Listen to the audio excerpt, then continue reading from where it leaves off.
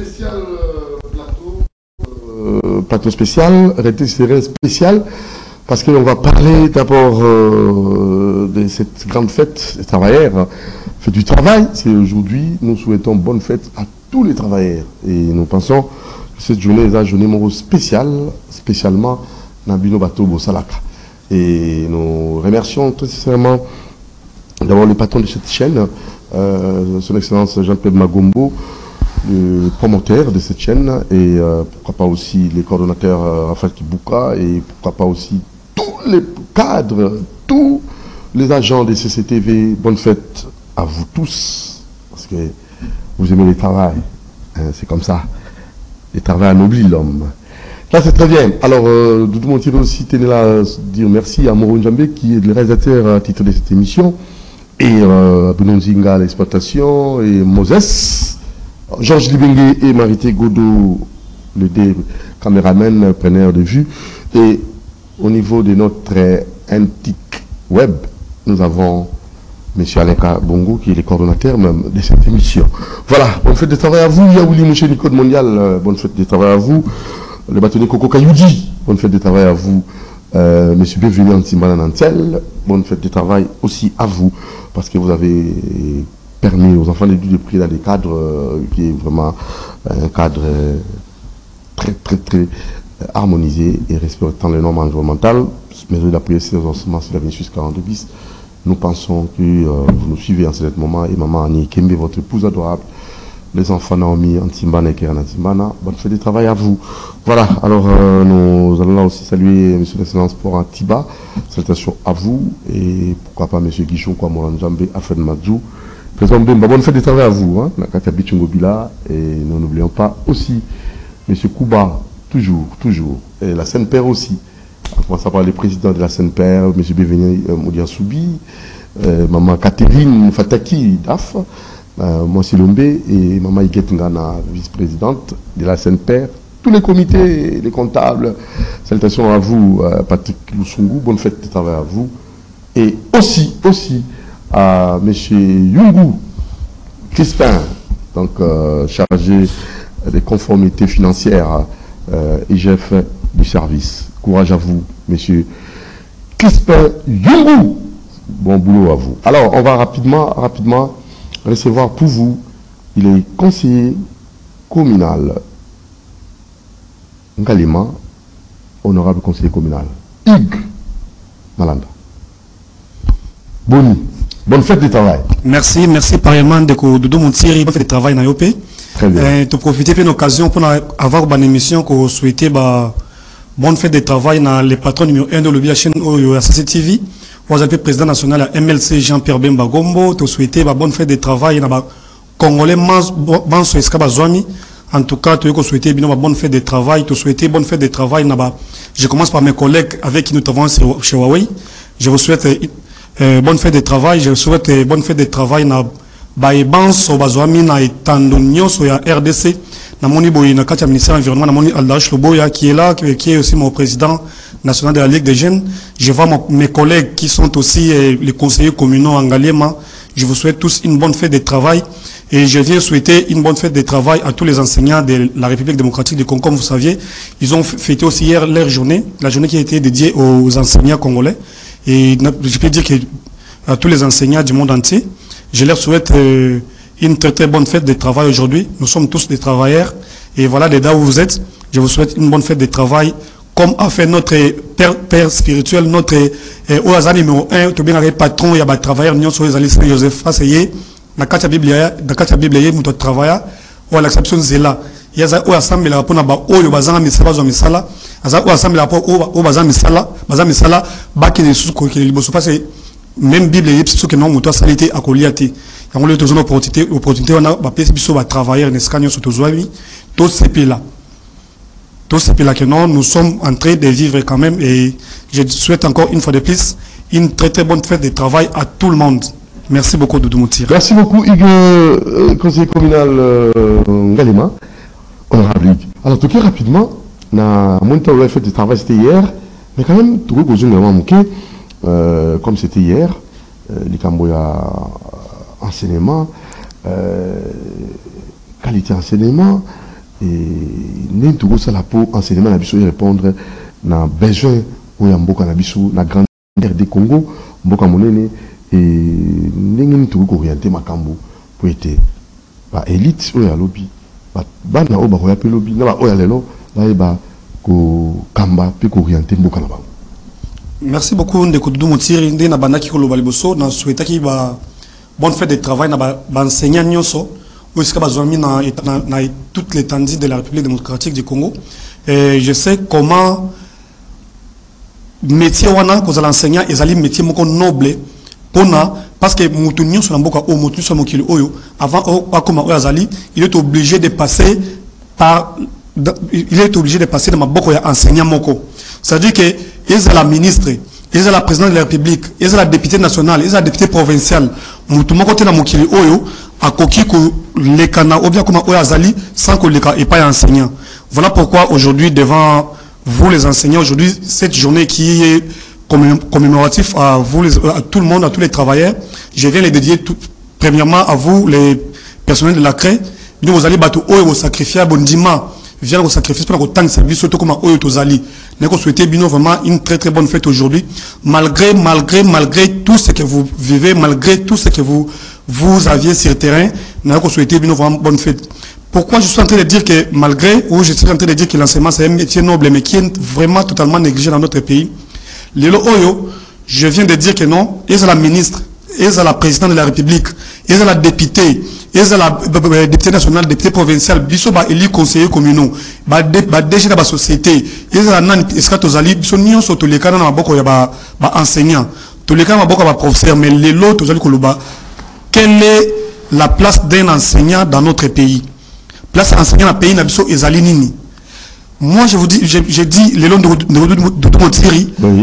Un enseignant dans notre pays est payé $140. $140 chez nous, dans ce pays, qui représente un $140 dans ce pays-là, beaucoup plus dans notre ville, Kinshasa.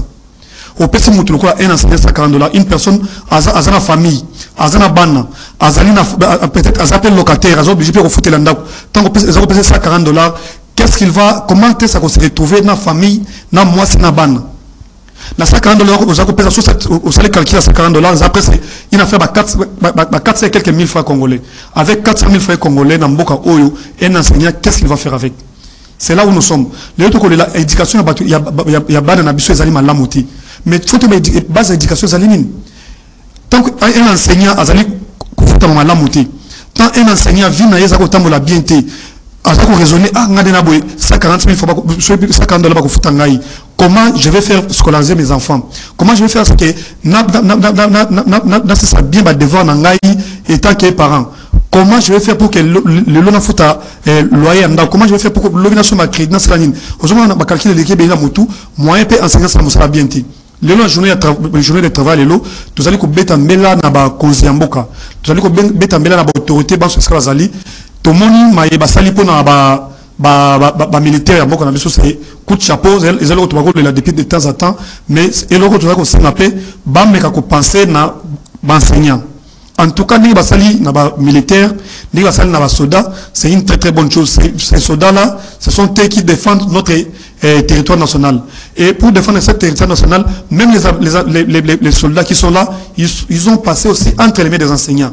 Ce que moi je demande aujourd'hui, que l'État congolais puisse valoriser les professionnels de la CRE. En tout cas, c'est ce que nous demandons. Les enseignants doivent être pris en considération. On doit considérer nos enseignants, ce sont eux qui nous ont pris de notre enfance jusqu'à aujourd'hui. Je veux vous dire aujourd'hui qu'un enseignant, peut-être nous voyons qu'il vient seulement au travail, tant à l'école, non. Un enseignant ne se repose pas. Enseignant, il vient à Europe, c'est pas dans cours. Mais tant qu'on a tant de distraction, parce qu'il est obligé chaque jour, il y a préparer matin à quoi ça dans lobby. Ça c'est vrai. Ils sont obligés à préparer les sons, à ça dans lobby, à préparer et vous imaginez qu'une telle personne qui se sacrifie, qui n'a plus beaucoup de temps pour lui, qui se sacrifie pour la nation et pour l'avenir du pays, mais il est moins considéré. Vous voyez là où nous sommes. Ce que moi je suis en train de demander aujourd'hui, l'État a en considération les enseignants. On a besoin d'eux, on a besoin que Mboka Nabiso Lobby ait changé. Et tant que nous avons en considération, tokoya surtout tout la sokoyo système éducatif au tout ça en boka na biso ndeko Doudou Montiri tokopie sa considération d'enseignant na biso mais tout le système éducatif na au tout ça en boka na biso lelo système éducation tout ça en boka na biso banako na biso tout ça ko benga ba belge bâtir un système éducatif au tout ça beaucoup plus par utilisateur on ne peut pas être les concepteurs c'est-à-dire que ils ont fait nous devons utiliser on donne l'enseignement pour n'utiliser que ce qu'ils ont déjà fait. Alors, les logos sur Italie, je prends par exemple dans le domaine où moi je suis, parce que moi je suis un informaticien, j'ai fait la mathématique informatique. Aujourd'hui, nous sommes en train de parler de l'IA, l'intelligence artificielle. Soit qu'il y a une machine, l'intelligence artificielle, il faut cours et banda dès maternelle. Très bien. Vous comprenez de à partir de maternelle, il faut que ça intelligence artificielle, cours intelligence artificielle. Imagine que moi, j'ai déjà cours intelligence artificielle dès école maternelle. L'objet d'État, comment l'université, qu'est-ce que nous allons dire? Voilà pourquoi la différence que nous avions entre nous avec les Chinois, entre nous avec les Américains. Chez nous, voir des spécialistes, je parle par exemple de moi qui a fait la mathématique et l'informatique, vous allez voir que non, aux cours en mathématiques, on te donne cours, il y a comptabilité, on te donne cours, par exemple, il y a la lettre, on te donne tout. On nous forme des généralistes et non des professionnels par rapport au domaine Tozawana. Donc vous avez un domaine spécifique, à mes femmes d'ici, à se professionnaliser dans le domaine Moko. C'est ce que nous cherchons. Dans Mboka Nabiso avec les temps il faut une réforme sur l'éducation et en Mboka Nabiso. On doit vraiment faire des réformes sur l'éducation en Mboka Nabiso. Nous devons quitter à former tout le monde comme généraliste. Toi, que non, les autres former moi à partir maternelle. Depuis que non, à cause de la gistère, déjà que non maternelle, pour nini, ou à cause de la professionnelle là, à cause de la professionnelle lobby. Parce que ceux qui ont bandé à former tout dès les bas âges que non, ils ont des par exemple aux infirmiers. Déjà à partir de l'école primaire, déjà qui s'y nini, que non sommes tout passe à obligé à Mela. Les filles de l'enfant sont déjà orientées. Il faut qu'orienter déjà dès les bas âges. Autant on dans le domaine Mourou, Azali, ou la Kisabino, déjà qui est à Zone et vous perfectionnez cela, vous tiquez le domaine. C'est ça le décodeur de Montiri. C'est ça chez les Américains, c'est ça chez les Chinois. Il y a encore un moment Bango Lelo, Bazali qu'on développer plus par rapport à Nabiso. Le monde qui est généraliste, on va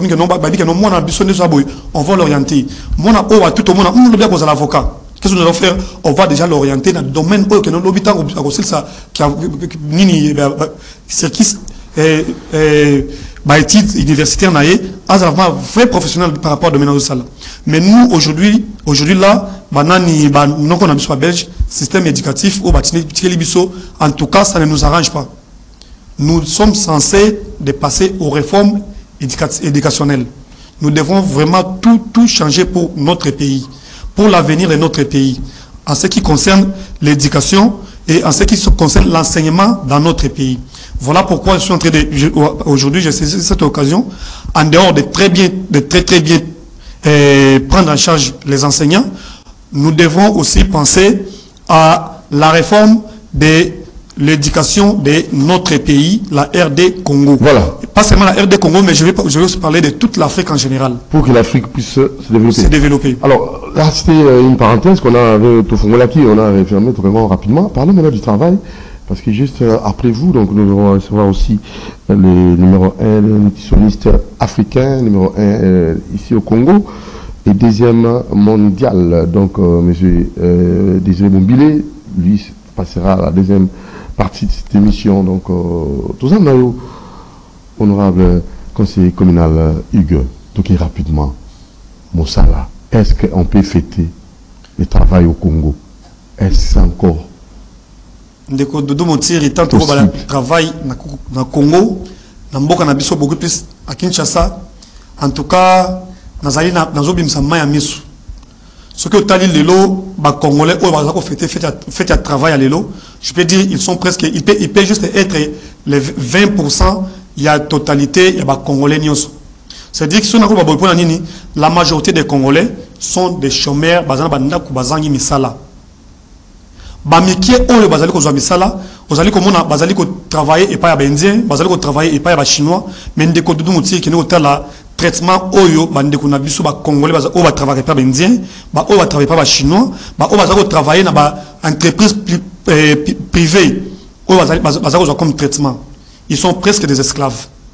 ils sont presque les esclaves. Je ne sais pas, ceux qui ont entreprise ont un code du travail, il y a un Nabiso, ou bien c'est parce qu'aujourd'hui, syndicat Nabiso, ou bien syndicat, il y a ministère, il y a travail et emploi, moi j'essaie de ce qu'on entend, ils parlent là, après les réclamations des travailleurs, et partent pour s'enrichir. Mais je vous dis, de temps en temps, bande de congolais, au bazar travailler et pas indien, au bazar travailler pas chinois, au bazar travailler pas expatriés, au bazar ils sont en train de souffrir.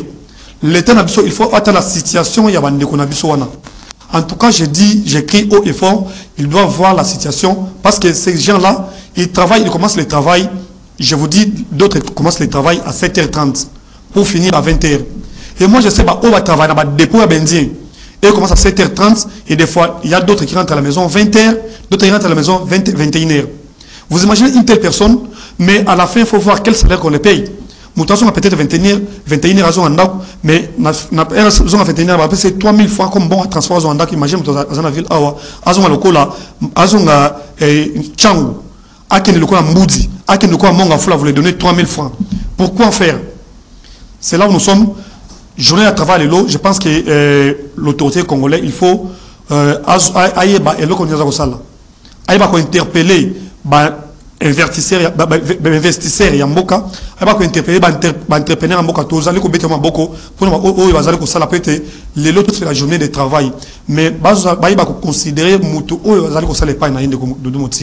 cette considération, c'est que nous cherchons. Conditions de travail. Les conditions de travail. Est-ce qu'ils ont réuni? En tout cas, les conditions de travail chez nous, au pays, les conditions de travail ne sont pas réunies. Je prends par exemple chez nous, là où nous travaillons dans les télécoms. Aujourd'hui, vous allez voir que partout où vous allez partir, il y a les systèmes de sous-traitance. L'entreprise, nous sommes en dehors de l'État, nous sommes sous-traités. Nous sommes sous-traités. Par exemple, si je prends l'exemple, tu es payé $700, nous place au salaire à Kayo, toi-même tu reçois peut-être $250 ou bien $300. Vous voyez là, place avec ce système de sous-traitance. Mais à ma connaissance, je sais, ce système de sous-traitance, c'est partout, c'est pas seulement à Kinshasa. Lorsqu'on te soustrait dans la sous-traitance, dans le pays local aux États-Unis, dans le pays local à Chine, ça veut dire que vous allez experts. Vous allez travailler comme consultant. Tu travailles, on va te payer par heure. Vous voyez, ça veut dire que tu es payé par heure. Mais que par heure, étant consultant, sous-traité, tu n'as pas un contrat. Donc, aux la sous-traitance, aux la contraté, mais que par heure, on te paye autant. Mais dans ce cas, ceux qui tu peux partir. Là, tu n'as pas de soins médicaux. Là, tu n'as pas des avantages. Mais ce que nous voyons chez nous ici, un sous-traitant qui a un contrat indéterminé, un CDI, et qui est payé peut-être $100 le mois. Et nous nous posons des questions avec $100 qu'on paye nos frères, nos sœurs, qu'on nous paye dans nos entreprises privées. Qu'est-ce qu'un Congolais peut faire avec ça? La journée à travail, faites des travail, place il y a un travailleur congolais dans le privé, place là-bas ils allaient nini. Toyoki que tout le monde qui dernièrement, le président de la République a été avec les syndicats, il y a un établissement public. Et bon, aussi, il y a total dossier, il y a un privé. Privé, l'État. Que dit le gouvernement congolais? Bon, on a besoin de bango. Tout ça, il y a un établissement public, il y a un ministère, il y a une entreprise publique, salaire, mais pour nous, privé. Ou pas indien, pas chinois, pas privé congolais. Que dit l'État congolais? Par contre, ils ont 250 000 francs depuis 2015. Si l'offre a 250 000 francs. Je viens chez nous, je prends par exemple l'entreprise comme Huawei, ou bien l'entreprise RTL, Vodacom, Orange. Il y a des gens qui sont là depuis 2010. Mais ils n'ont pas un contrat, ou un contrat CDI indéterminé. Non. Chaque année, on va renouveler le contrat. C'est chaque année, on va renouveler le contrat dans Bango. Ce que nous avons expérience ni avec aux Alanango. Tu es en train de travailler dans cette société pendant plus de 10 ans, mais tu n'as pas un contrat fixe. Chaque année, on te renouvelle le contrat, une année renouvelable. Chaque année, on te renouvelle le contrat. Que dit la loi de notre pays? Est-ce que les Congolais ont travaillé dans la condition?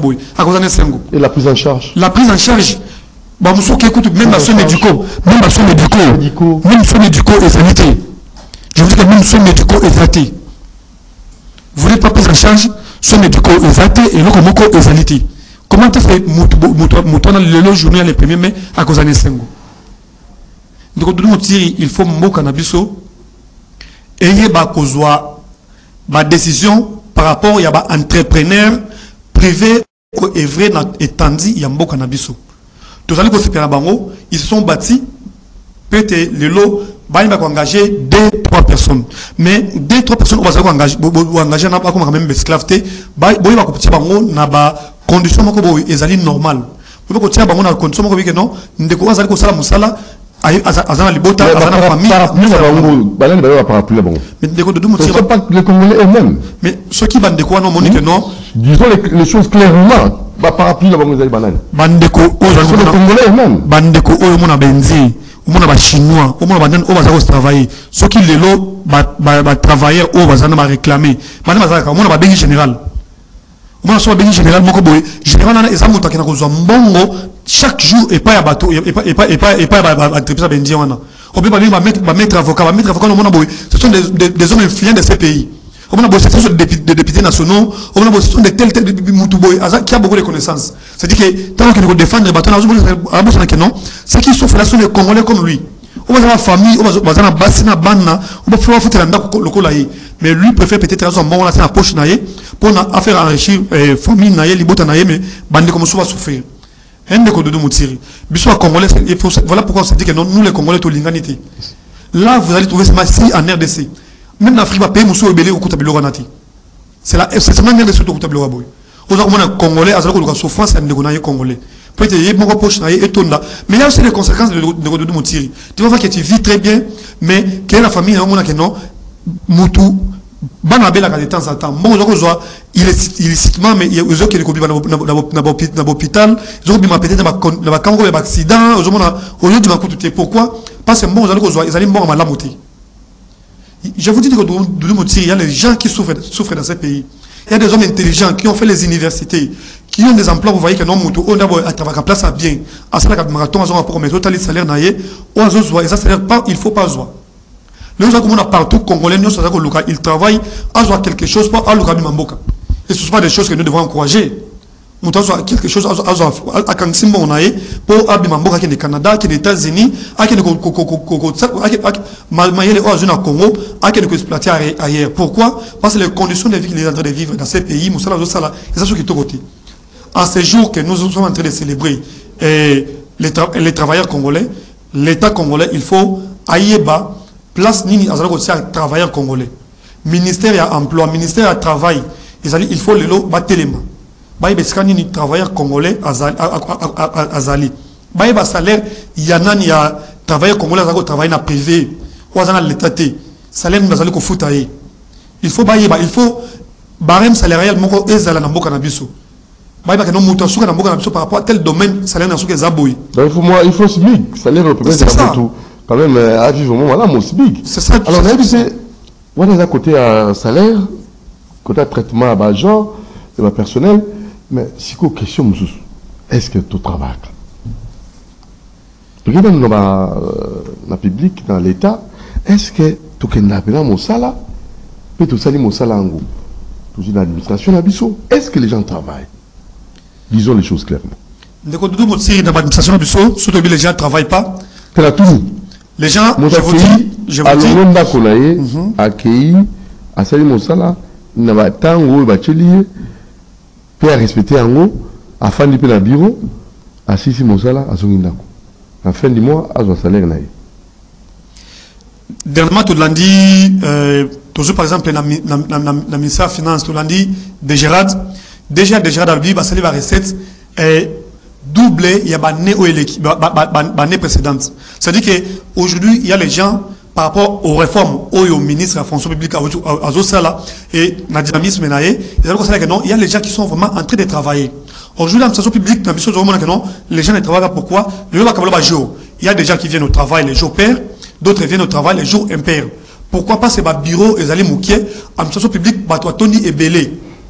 C'est ce qui fait que vous voyez que non, les gens ne travaillent pas. Mais au fond, il y a les gens qui travaillent. Mais les gens qui travaillent, qu'est-ce qu'ils reviennent dans notre caisse publique.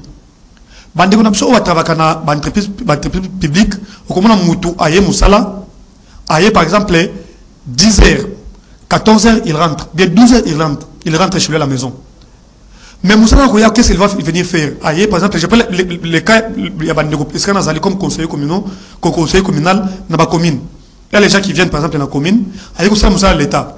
Mais aye musala n'est à la jourwana comme congolais. Par exemple, document RCSM, attestation de naissance, attestation de bonne vie MS, peut-être,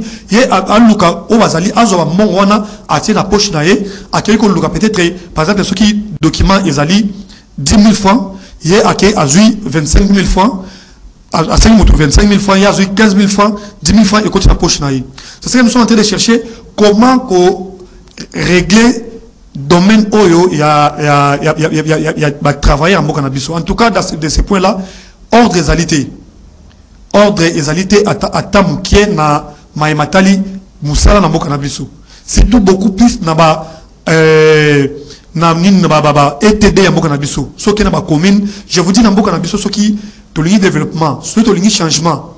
À partir de l'impôt, à partir de documents, ils allaient à partir de local, ça veut dire dans la commune, dans le quartier, développement et aux mais local, là, les loyo, tout ce qui place au côté de mon, au moins, le côté de 500 francs, 1000 francs, bon, que non, ils allaient na tinaté, bah, tout le monde soit comment t'as l'entreprise à miner, pas cette entreprise à miner, tant que kende, bah, encore en prier, bah, peut-être millions, vous allez négliger, bah, domaine amitié.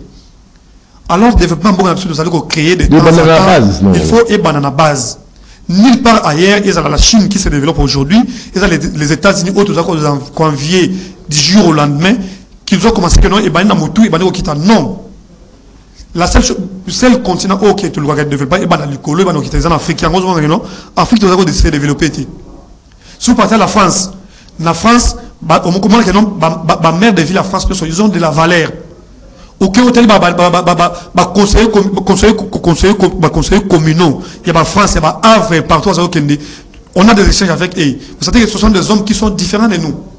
Et ce sont des hommes qui sont considérés. Et ils sont les loyaux qui été dans qui est dans la commune. Vous allez voir comment les conseillers ne sont même pas considérés. Comment même les agents de l'État qui travaillent à la commune. Vous allez trouver que non, ce sont ces mêmes agents qui sont en train de chercher que non, chaque jour, bah, 10 francs, 20 francs. Pourquoi? Parce que Azam matriculé à l'État, Azam salaire à l'État, Azam prime à l'État, 10 francs, 20 francs, Azali Kozwana, Yangona, vous savez que non, à faire vivre famille naïe. Vous avez dit que nous tirons. Il y a un que non, Moussala et Malamou, et conseil menté. On va pas bien travailler. On va pas bien travailler. Pourquoi? Parce que Moutou va condition, on va dire que c'est la condition Malamou et Zalité. Il faut chercher que tu Congolais sur la condition Malamou. Il faut Congolais sur il sera que ça Moussala à se retrouver. Ndé ou non comme non, Mboka na biso développement que vous allez à partir à base tout banango à partir et va venir na biso. To ya partir ba quartier na biso, ba commune na biso, ba ville province qui chasse biso non partout en RDC il y aura le développement. Très bien. Alors conseiller Hugues, tout plus rapidement conseiller communal Galiema, tout qu'est-ce que tous souhaitez Moussala ni Oyo Sali na commune Oyayo. Merci beaucoup. En tant que conseiller communal. En tout cas, je pense que à chaque fois que tu as toujours question, je pense que les lots dans une image vraiment que non, au monde comment nous sommes certains, moi et ma base, pour travailler, pour interpeller autorités compétentes au Salamoussala, certains, où ils allaient bourgmestre. J'ai des images où on attend à la base, de temps en temps, sur la monnaie. Par exemple, Banzela, dernièrement, j'ai circulé de pompage jusqu'au centre supérieur. On a filmé, l'image il est en Noïke, Batomoni, commune, Nabiso, Ngalema, Ezali, Kobeba. J'ai interpellé même les bourgmestres à Lukako, Salamoussala, Nengelo Bangobani. Ndeko, je t'appelle peut-être avec les médias, il y a même chaîne Tozali à CCTV. Ça samedi-ci, dans une activité à mon nez, on a travaillé dans la base d'Angaï, on a travaillé dans la membre commune, tout le monde a pompage. Ce qu'on a saut de moto pompage, ma commission en haut, et comment le col à Wenze. Saut de mouton, la trottoir. C'est là où on a Nyoso et comment Wenze, ba maman o ba teka ba vanda kawana ba arrêt de bis moto et comment ça saute moto. Ce samedi, je serai là avec le commandant numéro 1 à pompage et le major numéro 1 il y a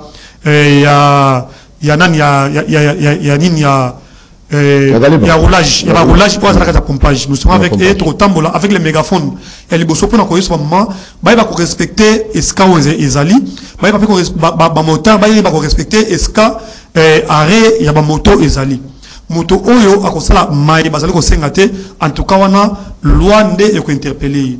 Ce qui na longo wana le même samedi tokozala na côté ya cher avec les agents il y a urbanisme il y a commune toujours que ne ko luka esika kani so ki suka mobimba poubelle publique ezati esika kani o to ko négocier na commune ba pesa bandeko wa congolais nyoso o va na quartier ki suka pêcher ba pesa mo poubelle publique na poubelle publique na elon to sala ndeko nyoso congolais nyoso esika azali to ko bana ko tika chasser ki nyoso azana kata quartier ki suka toujours bana na quartier ki suka to tika chasser na chaque lopango to tika chasser na chaque ndako.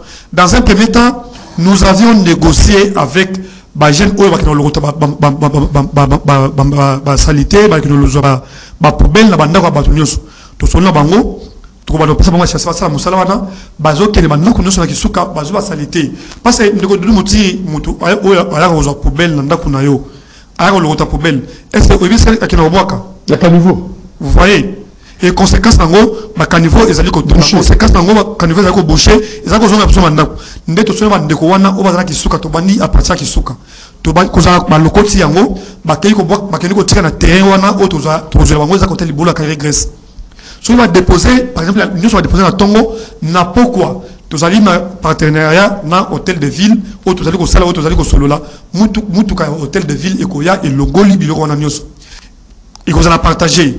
Et ça, Moussoussou, le corps à bouteille, et ça la place, et qu'on kende, ou ça, ça, le triage. Tout ça, le triage, tout ça, le triage, ou ça, poubelle, et ça, le corps la bouteille, esquisse, et ça, la place, et qu'on kende, ou ça, le corps la salité, vraiment que non, et ça, on utilise vraiment ils ont place pour utiliser comme fumier autour travailler avec les agronomes qui commenceront à venir les récupérer pour qu'ils n'aient et nous avons aussi les gens qui vont les commencer à les prendre pour les utiliser bah c'est là on va pavé c'est samedi la devise est là utile oui en tout cas les déchets quand vous recyclez nous allons recycler et les faire bénéficier pour nos pays nabiso déjà c'est samedi-ci. Je serai. Coup de chapeau hein, pour l'initiative louable. En tout cas, merci beaucoup. Je serai avec nos amis de la chaîne CTTV. Je pense que si ce n'est pas le samedi, le lundi, vous allez voir nos images, les images sur le terrain. Et en dehors de ça, nous serons sur le terrain aussi par rapport aux plaintes que nous avions ici de la population d'Engaliema. Nous avions beaucoup de personnes qui ont barricadé la route, qui ont barricadé, voire même les caniveaux, qui ont fait en ce qui ont construit dans les caniveaux. Nous allons marcher avec les agents de l'urbanisme et de l'environnement de la commune d'Engaliema pour voir à quelle mesure nous devons trouver la solution par rapport à ces plaintes des Congolais. Et tous ces Congolais qui ont barricadé les routes, qui ont barricadé les caniveaux, dont aujourd'hui d'autres Congolais sont en train de peiner, ils n'arrivent pas, peut-être les eaux qui devraient circuler ou bien qui devraient couler, ça n'arrive plus à couler, ça commence à revenir et les conséquences sont les inondations qu'ils sont en train de vivre.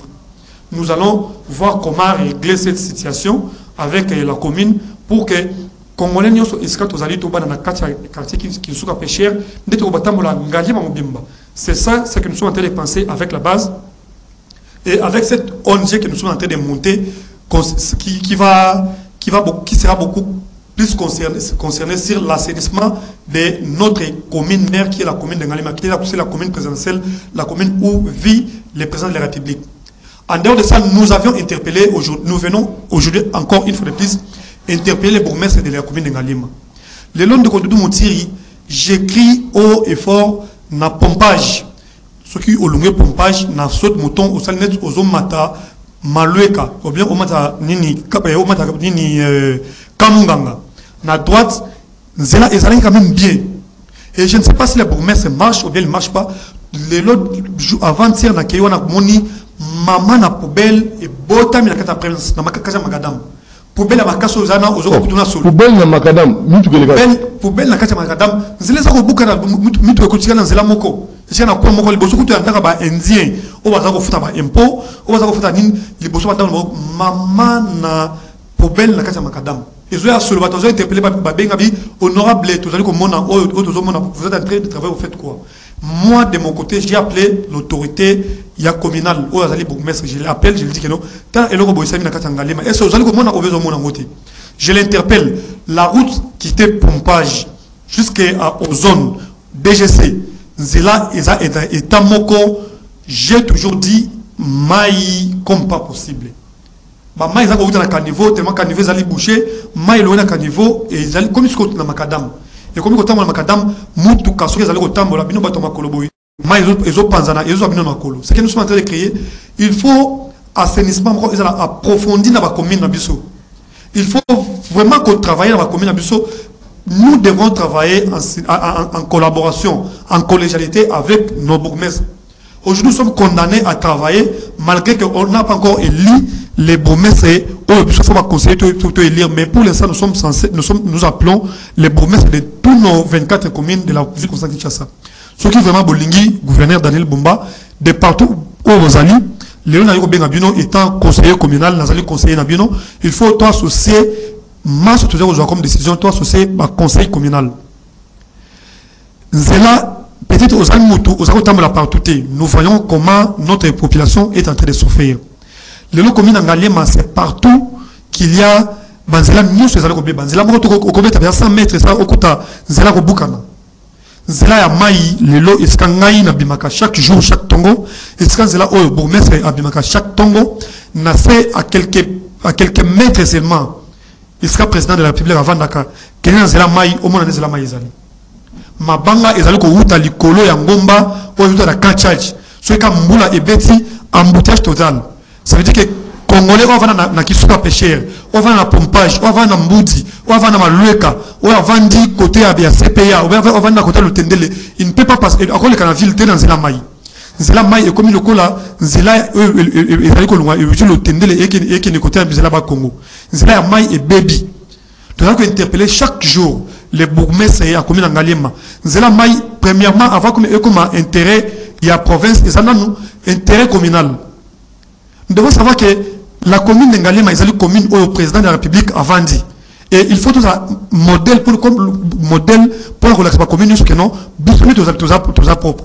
Et ce que le président de la République a vendu, jour Moussou, ce qui a bête à certains mois semblant, jour il y a week-end, à qui t'en a sénaï, à mon année, Zela Maï Zali, je pense que il va regretter dans l'autorité au bazar de commune d'Angalima. Il y a un Nathalie Kosenga Lelo, na gouverneur Daniel Bumba. En tout cas, n'a eu qu'interpellé Lelo, au pensée dans Zela ya Maï. Dernièrement, Basali, génie civil, Basali qui moussa malam, Basu asphalté, Zela ya Maï. Mais comme il peut le béton, au lieu de génie civil a continué moussa naé, office des routes, OVD, aïe, mais je vous dis, basali béton dans la maille, béton, imagine que béton dans la maille, et ça même pas 2 mois, Zela et Zongi au Bukana. Béton, basali béton, mais Zela, même pas 2 mois, béton au Bukani. Zela maille, le lot, qui camboule les bêtis, ils ont créé un embouteillage, ma banga, Zela mioso, et tout dans ma banga. Ça dit que moi, ce qu'il est, ils ont sous-souté. Congolais, moutou, comme moi, moutou, qui est sous-souté, moto, ils ont les canaux, il faut avoir dévier Zela, parce que Zela mioso, ils appellent ma banga. Tous allez interpeller le gouverneur Daniel Bumba. Biso ba etovani na kisuka pêcheur tovani ba kotwana ba mbula ebele tout ça mona ba o to mona dernièrement o ezo sema dernièrement dans Zela Maïti. Ba banga wana kala e bana ko kitana ezo kita boiti. Nous vous demandons à partir à quand charge ce qui possibilité zali côté la iska mabanga wana ko zala ko canaliser mabanga wana. Comment ça ngomba depuis régime des eaux à salaki musala o ataki abakisaki batio o abeni mai na Zela Mai e matina régime des eaux pour renforcer c'est une bonne chose parce que musala ba chinois ba salaki mais ce que nous vous demandons depuis ba salaki musala wana lelo Zela Mai et comment ko tonna na mabanga soki mbule beti parce que ba salaki musala bango ki tokoté. Il faut que mabanga ezokoya ndenge mabanga minene ezokoya na Zela Mai moyen bato atambola ezalité Je pense que prochainement, peut-être, on va voir les images pour le bâtiment Monango. Ma banque de dans la maille, moyen, bâtiment, Moutuka et les canaux. À chaque fois, il faut ralentir circulation, ralentir vitesse. Il y a autant de ralentir, ils ont créé un embouteillage partout. Ah bon? Il y a un autre, il a interpellé. Ça, c'est vraiment un travail, en tant que conseiller communal. Gouverneur de la ville, étant conseiller communal, aux approches de la population. Vous allez conseiller et pas nayo. Au mec à côté de la situation, il y a un zéla, il y a maille. Au de la situation, il y a maille, ils allaient à quelques mètres, même pas 200 mètres, il y a un président de la République. Ils allaient protéger le président de la République. Au de la zéla maille, et sika oyo, ba congolais et belé, bazali ko tambola. Ils scannent tous allez ko kende. Bon, c'est la chose zéla maille. En dehors de ça, de Motiri. Pour finir, dans le dossier oyo, na yé, sous qu'on interpellé, le gouverneur Daniel Bon pour le quartier qui est pêcheur, d'un côté il y a l'école Sainte-Perpétie. Je pense qu'il y a dans l'accès à l'image Awa. Et tout le monde il y a école Moko, les écoles il y a l'État, ils ont bénéficié de la gratuité de l'enseignement de base. Mais l'école on a déjà 200 euros, parce que l'école est comment lisi bayama et comment étant. Au cas qu'il ne peut pêcher bambis au jeu dans un mot, au pays qu'on lit. Nous savons pourquoi. Pour bateau. Enseignement et bon ami lié à pêche. Enseignant école on a les lois comme la chômeur. Basala ka salate mais bazali ko futama bana ba autant école on a ba année le bosso ba chômaka année au bakema école mususu. Mais place nous continue to ko tsena bana na biso au bazana quartier qui souka. Tous allez ko senga na autorité compétente le gouverneur Daniel Bomba na molandinaye il dit que je salue en passant. En tout cas, bon, mais quand la situation à l'école Sainte-Perpétie, unique et seul établissement public, école publique, ils ont un quartier qui sont pêcheurs. Tout le monde a évacué Maïwana, pour être dans une école, les enfants à l'école Sainte-Perpétie, ils ont autant à l'école. Merci beaucoup, Nekodoudou Motsiri, pour un point pour tous ceux qui ont interpellé les Congolais pour l'autorité, pour l'assainissement, il y a ville province Kinshasa. Voilà, merci beaucoup, honorable conseiller communal Hugues, pour la présence nayo. Et j'ose croire que Balandio Nabukebi, Nabandi Toko Sukisa, na deux, la pêche de Maloba, peut-être Makamuso Ngoba qui s'appelle encore Sukisa, Poto Yambambala Oyo. Le numéro 1, Azali Bongo Moko, Azali Sungala Congolais, le président émissionniste, avec l'action émissionniste du Congo, Aniko, Azali Telemela, Bolé Mabe, Kolia, Boma Bateau, ça via bateau. Et Azali Nabiso, monsieur deuxième Bombile, Naban Touyamba, la deuxième partie, pour la là. Est-ce que nous sommes dans le conseil voilà. Merci Neko. Deux points importants que vous épinglez. Merci beaucoup Neko Dodo Montsiri pour moi tant aussi quoi accorder ngai. Les autres nous allons fêter fête de travail. Il y a travail nous c'est-à-dire il y a la République démocratique du Congo mais mingi beaucoup plus misu na biso peut penser na biso ils allaient beaucoup plus na biso bazana est ya mboka. Bazana Goma, bazana Bukavu. Oh, vous allez travailler, mais les conditions, vous allez travailler. Conditions ni Congolais, vous allez na Kivu, vous allez Goma, vous allez travailler sous occupation, il y a M23. Oh, vous allez maltraiter les Congolais, eska bazali, na eska misa bazali ko sala. Je pense que ndeko Doudou Motsiri toko les Canadiens sans saluer effort oyo gouvernement de la République, ils allaient ko sala par rapport à situation à l'est en Boka na biso. Le lotomoni président de la République azalaki na Qatar. Les autres moni d'accord au Qatar ils allaient au Futama tout moni signature ou signé la présence du secrétaire ya État ya États-Unis tous allez vraiment au beta maboko tu sais pas congolais que non d'accord ya Qatar ils allaient Congo na Rwanda signé il y a beaucoup d'accords qui se signent na Qatar Qatar le Rwanda ils allaient au tout ça comme on a le que non tout moni ba comme fort na aviation parce que c'est les Qatar qui les appuient. Dans le domaine aérien, il y a Rwanda, signé d'accord na Qatar, c'est les Qatar qui les appuient. Il y a le président de la République, a beaucoup plus qu'attaquer le parrain numéro 1 à Rwanda. À Qatar, je vous dis aujourd'hui que non, les Qatar, c'est les parrains numéro 1 à Rwanda. to quelque soit bango le lobby non le Rwanda a petit pays azali na ba habitant moki abino bozabino beleta boko ça la guerre pa bango bobo bango c'est pays bozali ko longola to quelque soit États-Unis ou azali parrain les sous Rwanda Rwanda azali ko boma ba congolais le loto ko signer contrat liboso na bino bino mo za ba témoin ce qui lobby contrat autre signé liboso na bino parrain ya Rwanda ce qui Rwanda a yebi considéré l'accord de signé biso to ko zomando ki de Rwanda zomando ki azako bonsa biso bon je peux ça biso mabete parce que États-Unis lelo a yebi avant il travaille avec les Rwandais seulement azaba bénéficier azako zoa surtout que ouvertement nous allons signer ces partenariats le Congo et les États-Unis. Ces partenariats que nous allons signer, vous avez ce que vous auriez à bénéficier. Les Congolais, Congolais, c'est ce qu'ils allaient, à cause de la peine, comment bénéficier. Vous avez comment on a des Yangoana, nous avons comment diplomatie la diplomatie agissante, c'est présent les coups à Tambola partout, les lots, ils allaient au foot à Bissou.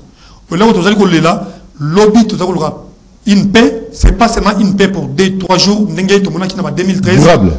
Mais nous voulons une paix définitive et durable à l'est de notre pays. Très bien. C'est ça la différence entre les accords qui sont en train d'être signés aujourd'hui entre la RDC et les Rwanda, les partenariats avec le Qatar et les États-Unis, la différence avec les accords qui ont été signés entre la RDC et l'M23 en 2013. C'est ce qui nous font la différence. Aujourd'hui, nous avions les caméras. Tout le monde peut lire les accords que nous sommes en train de signer, mais les accords que nous avions signés avec l'M23 à 2013 jusqu'à aujourd'hui au Kabila signé, à temps où tout le monde congolais, accord nous a signé en 2013. Mais où c'est trop ouvert, monde entier, monde entier, accord nini, oyo, tous allez signer na Rwanda. Ce qui lobby Rwanda est abusé, Rwanda lobby sur nous, on va prendre l'exemple, parce que moi je vous dis aujourd'hui que non, aujourd'hui, la RDC est capable. La RDC est capable de contre les Rwandais.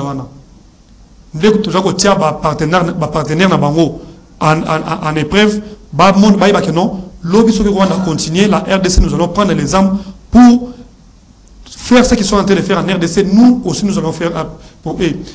D'accord, ils ont pris sur mon côté. Sauf pour que Rwanda, au coup d'après, FDLR, c'est-à-dire que tant que l'on a paix, ils ont pris le Congo pour mater. Rwanda a besoin de paix. Tant que l'on a intérêt aux frontières, ils ont besoin de Rwanda, tout le monde avec équitablement, avec l'équité. Maman, il va bénéficier. Enfin, que la Rwanda, la RDC, pays mon côté, il va soutenir un groupe armé où ils allaient créer dans la frontière. Voilà tout ce que je peux dire. Nous, avec les Rwandais, on n'a pas cherché à ce que Rwanda est à la frontière. C'est Dieu qui nous a donné.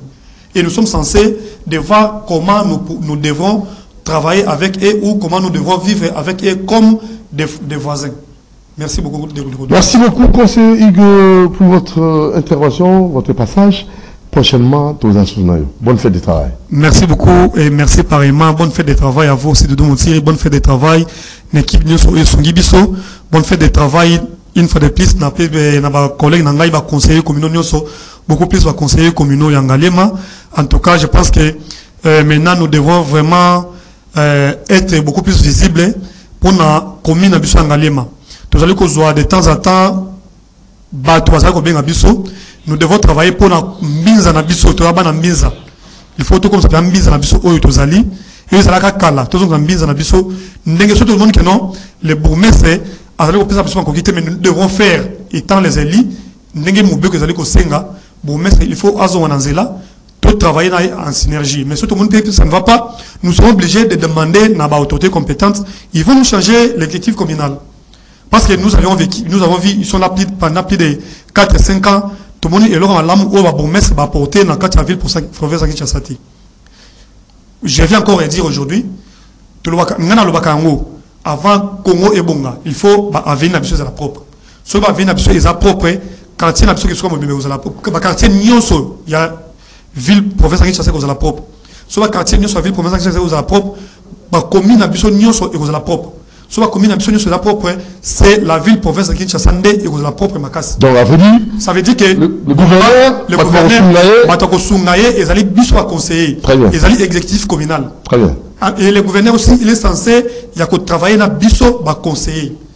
Voilà les derniers mots que moi je voulais dire pour clôturer l'émission Oyo et qu'on souhaitait Congolais communion sociale Bazali. Bonne fête de travail. Très bien. Alors, on va recevoir, avant de recevoir des immobiliers, qui est dans terrain, dans CNPR, na ba wewa, la plupart, puis baza, bayebi code de la route, bayebi nzela malamuté, la plupart bayebité. Hein, tout ça qui n'a pas ta CNPR, tout le monde hein, bino boyoka, les wewa eux-mêmes confirment que la plupart bayebi pénal, baramanzelate. Suivant. Et après, on va recevoir M. Désiré Immobilier. C'est parti. Clé de contact, parce que infraction se défendre. Infraction le fer rouge là, na sali nini, na marqué arrêt, na télémi. Mais si yo botolinga contact na sali Omone eloko mususu ebomaka biso nini omwe bakata bani na boulevard batia baséparateur na boulevard wana mutu ketelemi mutu ya moto soki adepase ka bani yango odepase oke na bani mususu bien odeplace oke place mususu obino awa na boulevard soki akangi yo awa na boulevard mwa moto etelema ezalaka te. Question, réponse. Est-ce que la boulevard moto etelema te? Roger. Tiens, Coco Tate, mais côté les manaprinces, vous venez de moi,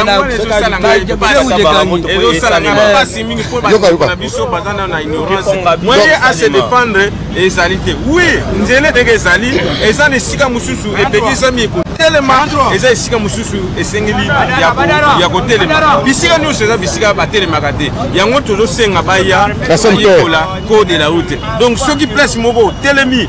À cause de et lobby arrêt et stationnement interdit yo oyewa na hotelemi à Jago Karayo parce que oyebi na côté question na ngani na réponse te omoni na boulevard awa nde telemi bol ah séparateur yango bato bakatisa mutuka eye telemi yo be muta moto o mo telema awa ezate oye pe na ye soki mutakanga kaye ifakanga yo akokana na likambo nini yango na tolobi boye yango na tolobi ke zala na boye zala na code de la route yaka na CNPR ba ko se défendre na cela na sengi na bande ko ibakangaka bakangaka en divagation de. Très bien, question. Oui na yanga tula na boye comment na ngeza Pascal. Oui Pascal. Ba PC ba utu biso makasi po ane ne na bonga biso oke otelema kuna so ata ozana casque ozana nyoso seka pesa kangio azana be fraction belé la mutu na biso be fraction batangela soki wapi de yeso surtout azana ba moto seka soko otelemi kaka alwaka akanga biso to kipabe bango sute soko moni ata mutu ko cortège zoleka o devient ko pesa zo akangi wana ye akozanga fraction te azana be fraction belé na mutu akotala bola ti casque bien. Réponse. Réponse na wezabu. Moi na kata Carrefour lokola triomphal. Avec Kingabwa. Même Kingabwa. Soki na au continent la zone moko avec la zone neutre. Au dépasser ligne d'arrêt. Okoye bango soko ye koyiko la code ya. Mais tango yo leki yango déjà. Comme la zone neutre. Vous l'avez yako kola ulaza kibaka yo wana te tembe to yaka tembe wana ba moto senga boyi eloko tozo constater na Carrefour ya Baramoto ezala ya Carrefour ya Triomphal okomona bino nyonso boleki lindare bokomi tina zone neutre bokomi ebele wapi zone neutre on va dire ngote ezala ayebi yango ta zone neutre marquage ezate bitu wale zali bon zone neutre amona oleki passage bokomi tina katika ezala faction soko telemi na katika to mo telemi déjà wana ezala faction Invité comme la zone nette. Question, merci. Kombolani, question Moukousou. Kombolangai Jean-Claude. Oui. Nazaka juste na question te menali ko ajouter l'ogumke pour la koyebisa Saint-Père que merci pour la sensibilisation na bino po ete mingi na biso ba chauffeur bali ko kumba na mboka Kinshasa awa bayebi code ya route te bali ko kumba vraiment na ndenge mitu na bango ali ko tinda bango. Alors na sepeli makasi nebo kiti na nzela pe na ko senga na bande ko na nyonso ba chauffeur pour ete tokende tozwa formation na scène na Saint-Père. Tozwa formation na Saint-Père pour na koyeba code ya route po kokanga mususu bakanga biso ya li question ya kozanga koyeba tango yo zali koyeba te ke awa ko telema ya li infraction et que otelemi mutu oyo azali kokanga yo ye mutu ako intimider yo akosala nenga lingi po yo yebite mais soki yo zali koyeba ba droit na yo kete esika onga na telemi oyo ezali esika malamu esengeli ngana telema même ye agent tango ali koya kokanga yo tango akotia yo maboko lolenge na yo ya ko se défendre pa na yo ako comprendre que ali moto ya yebi code ya route. Alors biso baso tokene liboso avatolobela même ba pesa kolo baboye biso baso tokene na Saint-Père toza na formation na sima ya formation tango tokozonga eke soki bakangi yo ozali na brevet na yo bakangi yo ke bakangi yo dans le vide ozali na brevet wana okoyeba ko défendre mais le moment on a biso tozwi na formation te on a biso toyebi na le côté. C'est à nous maintenant de se mettre tranquille, tous en train de coller dans le ciment. Très bien. Voilà. Alors, papa, Malembe, c'est ce que vous. On a dit comment José Leroy. José Leroy. Moi, on a mon corps. Papa, pour Nangaï, il faut pas kanga bato moto. Pour Nanine, bato moto, il y a du code de la route.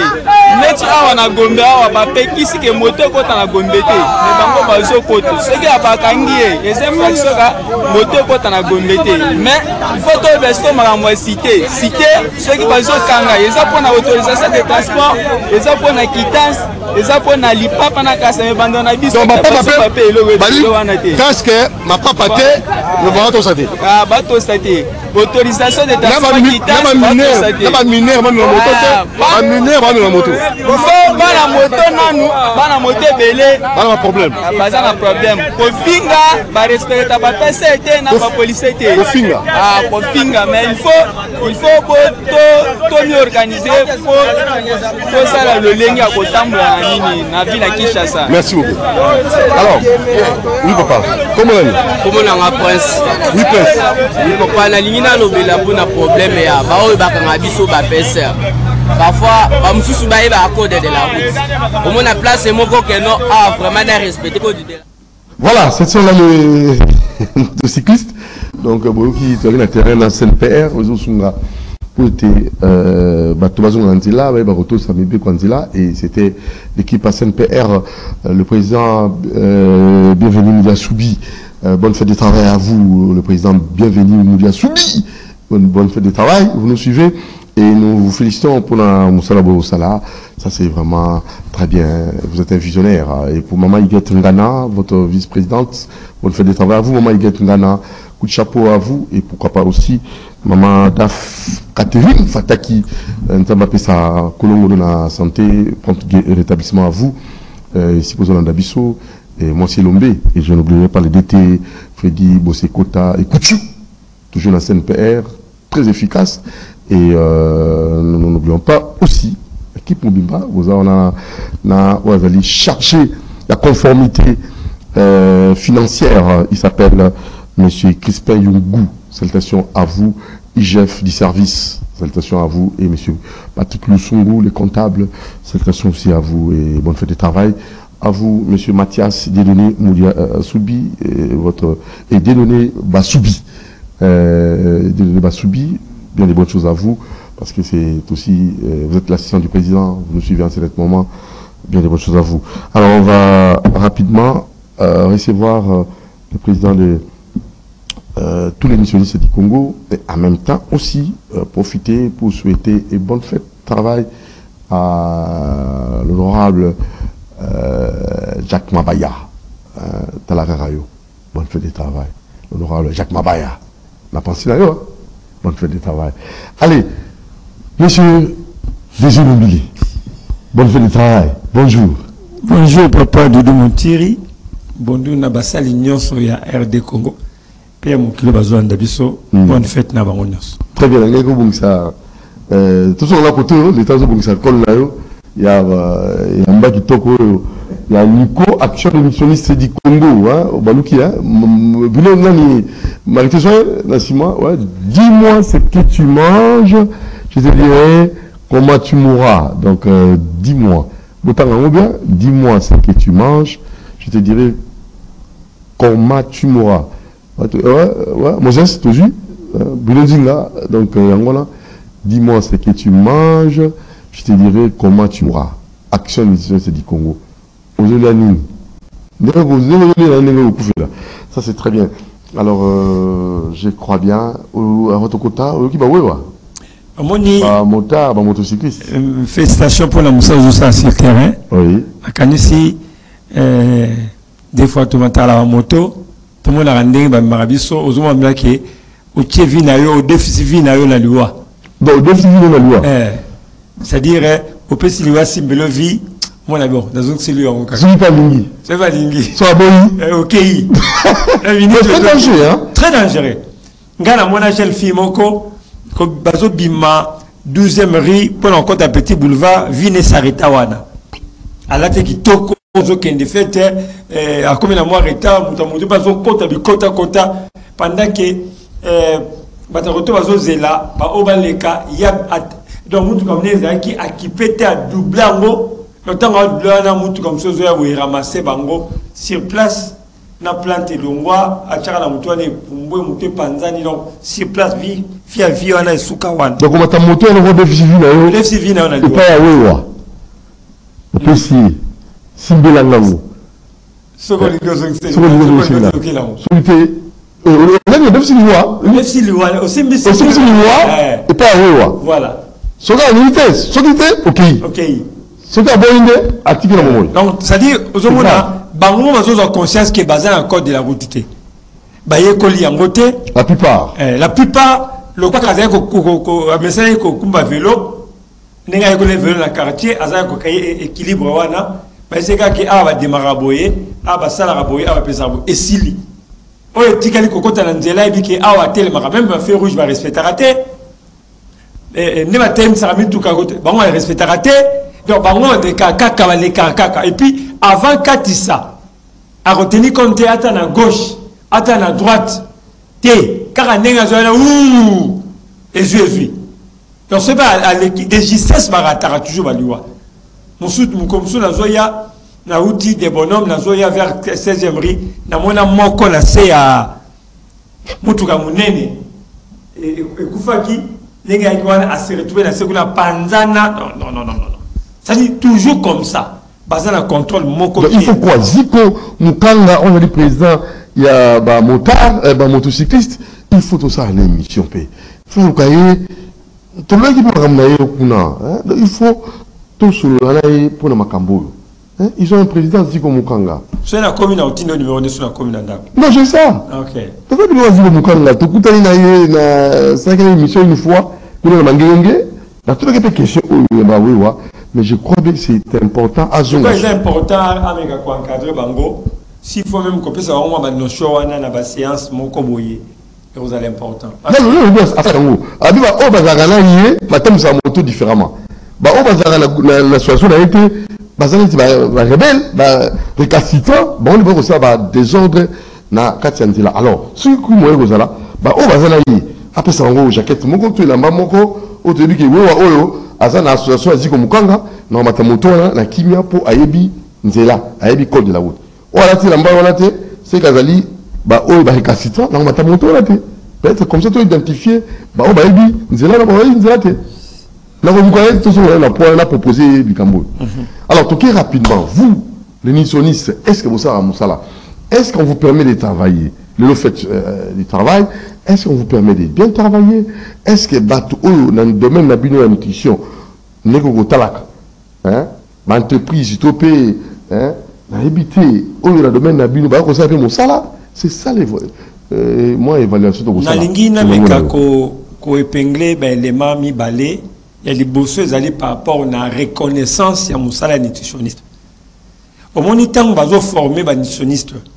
Ils en a IPEN, ils en a ba ISTEM, pas d'aller ko former ba nutritionniste.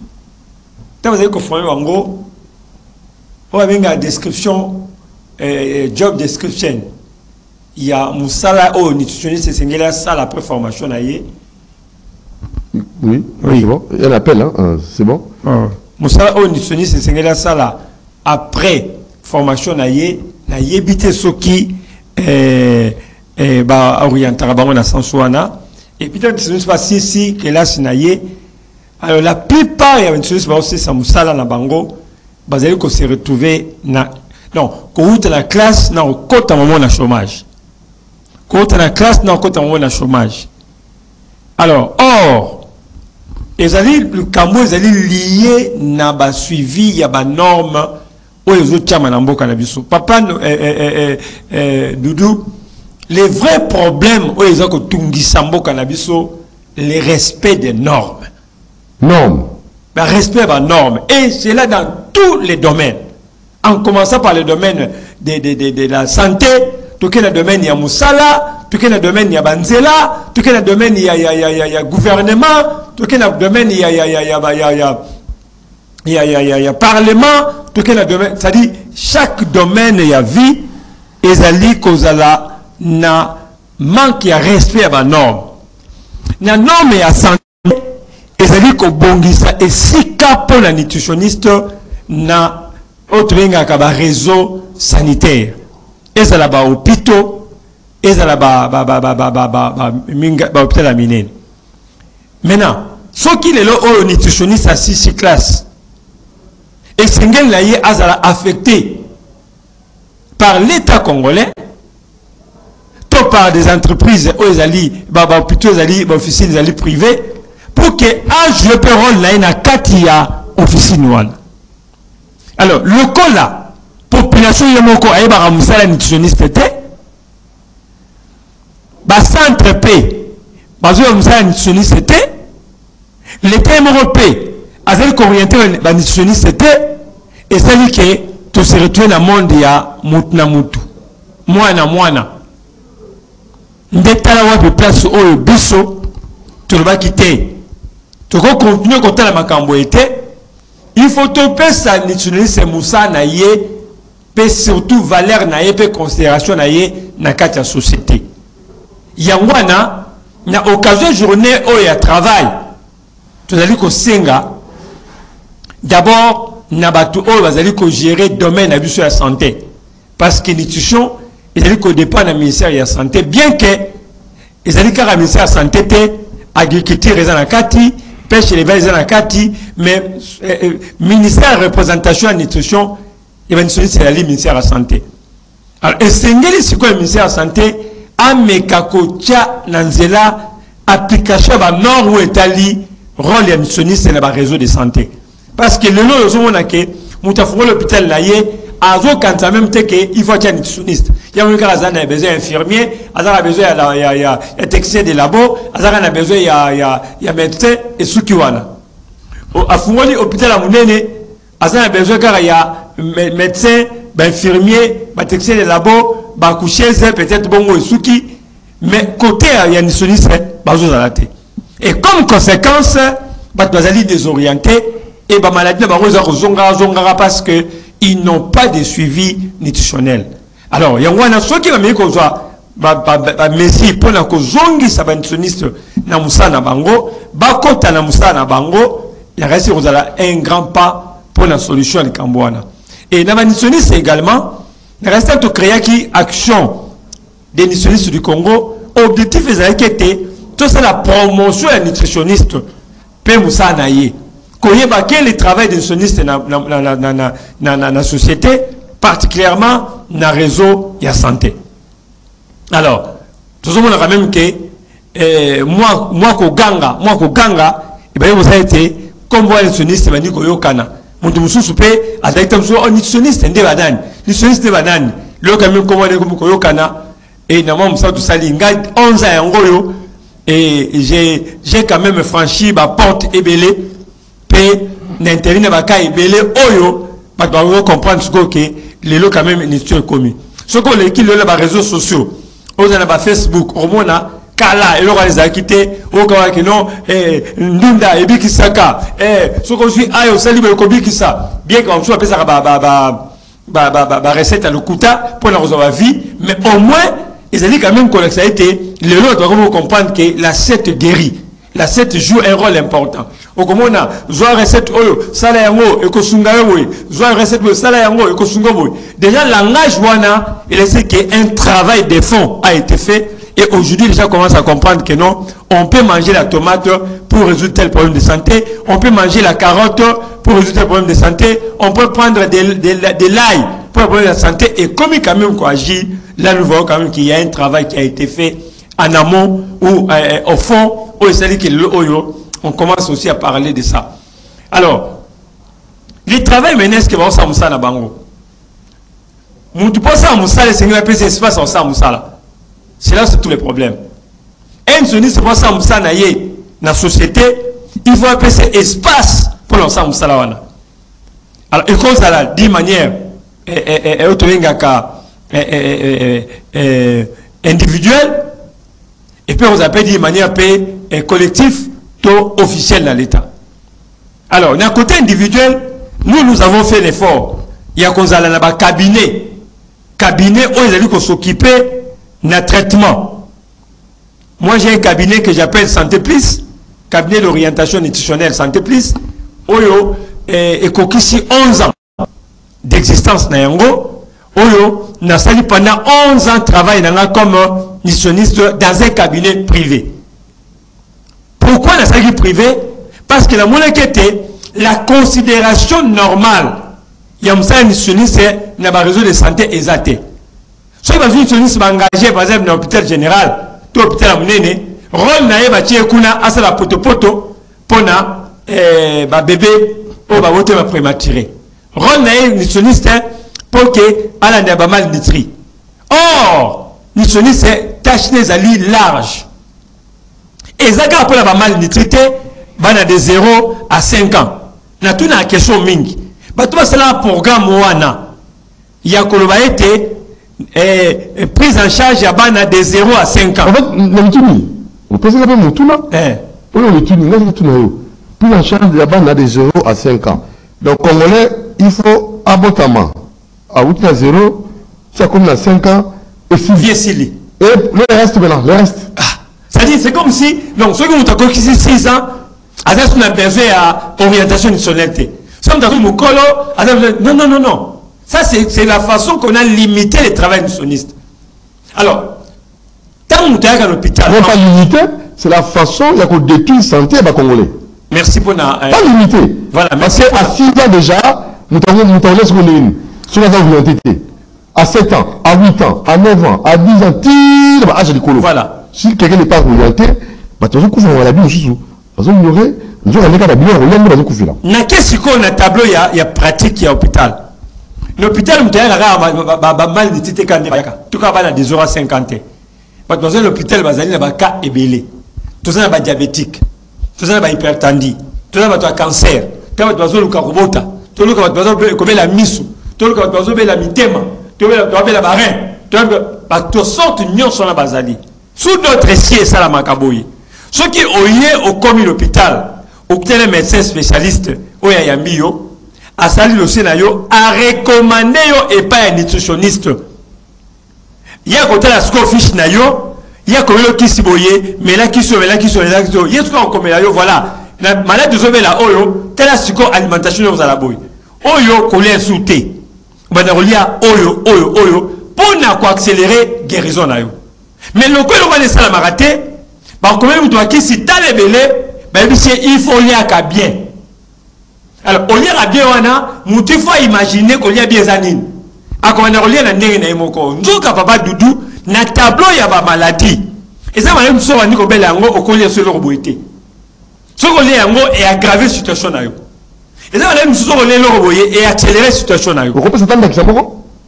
Et c'est belé. Par exemple, dans moto, par exemple, la maladie à soukal, diabète.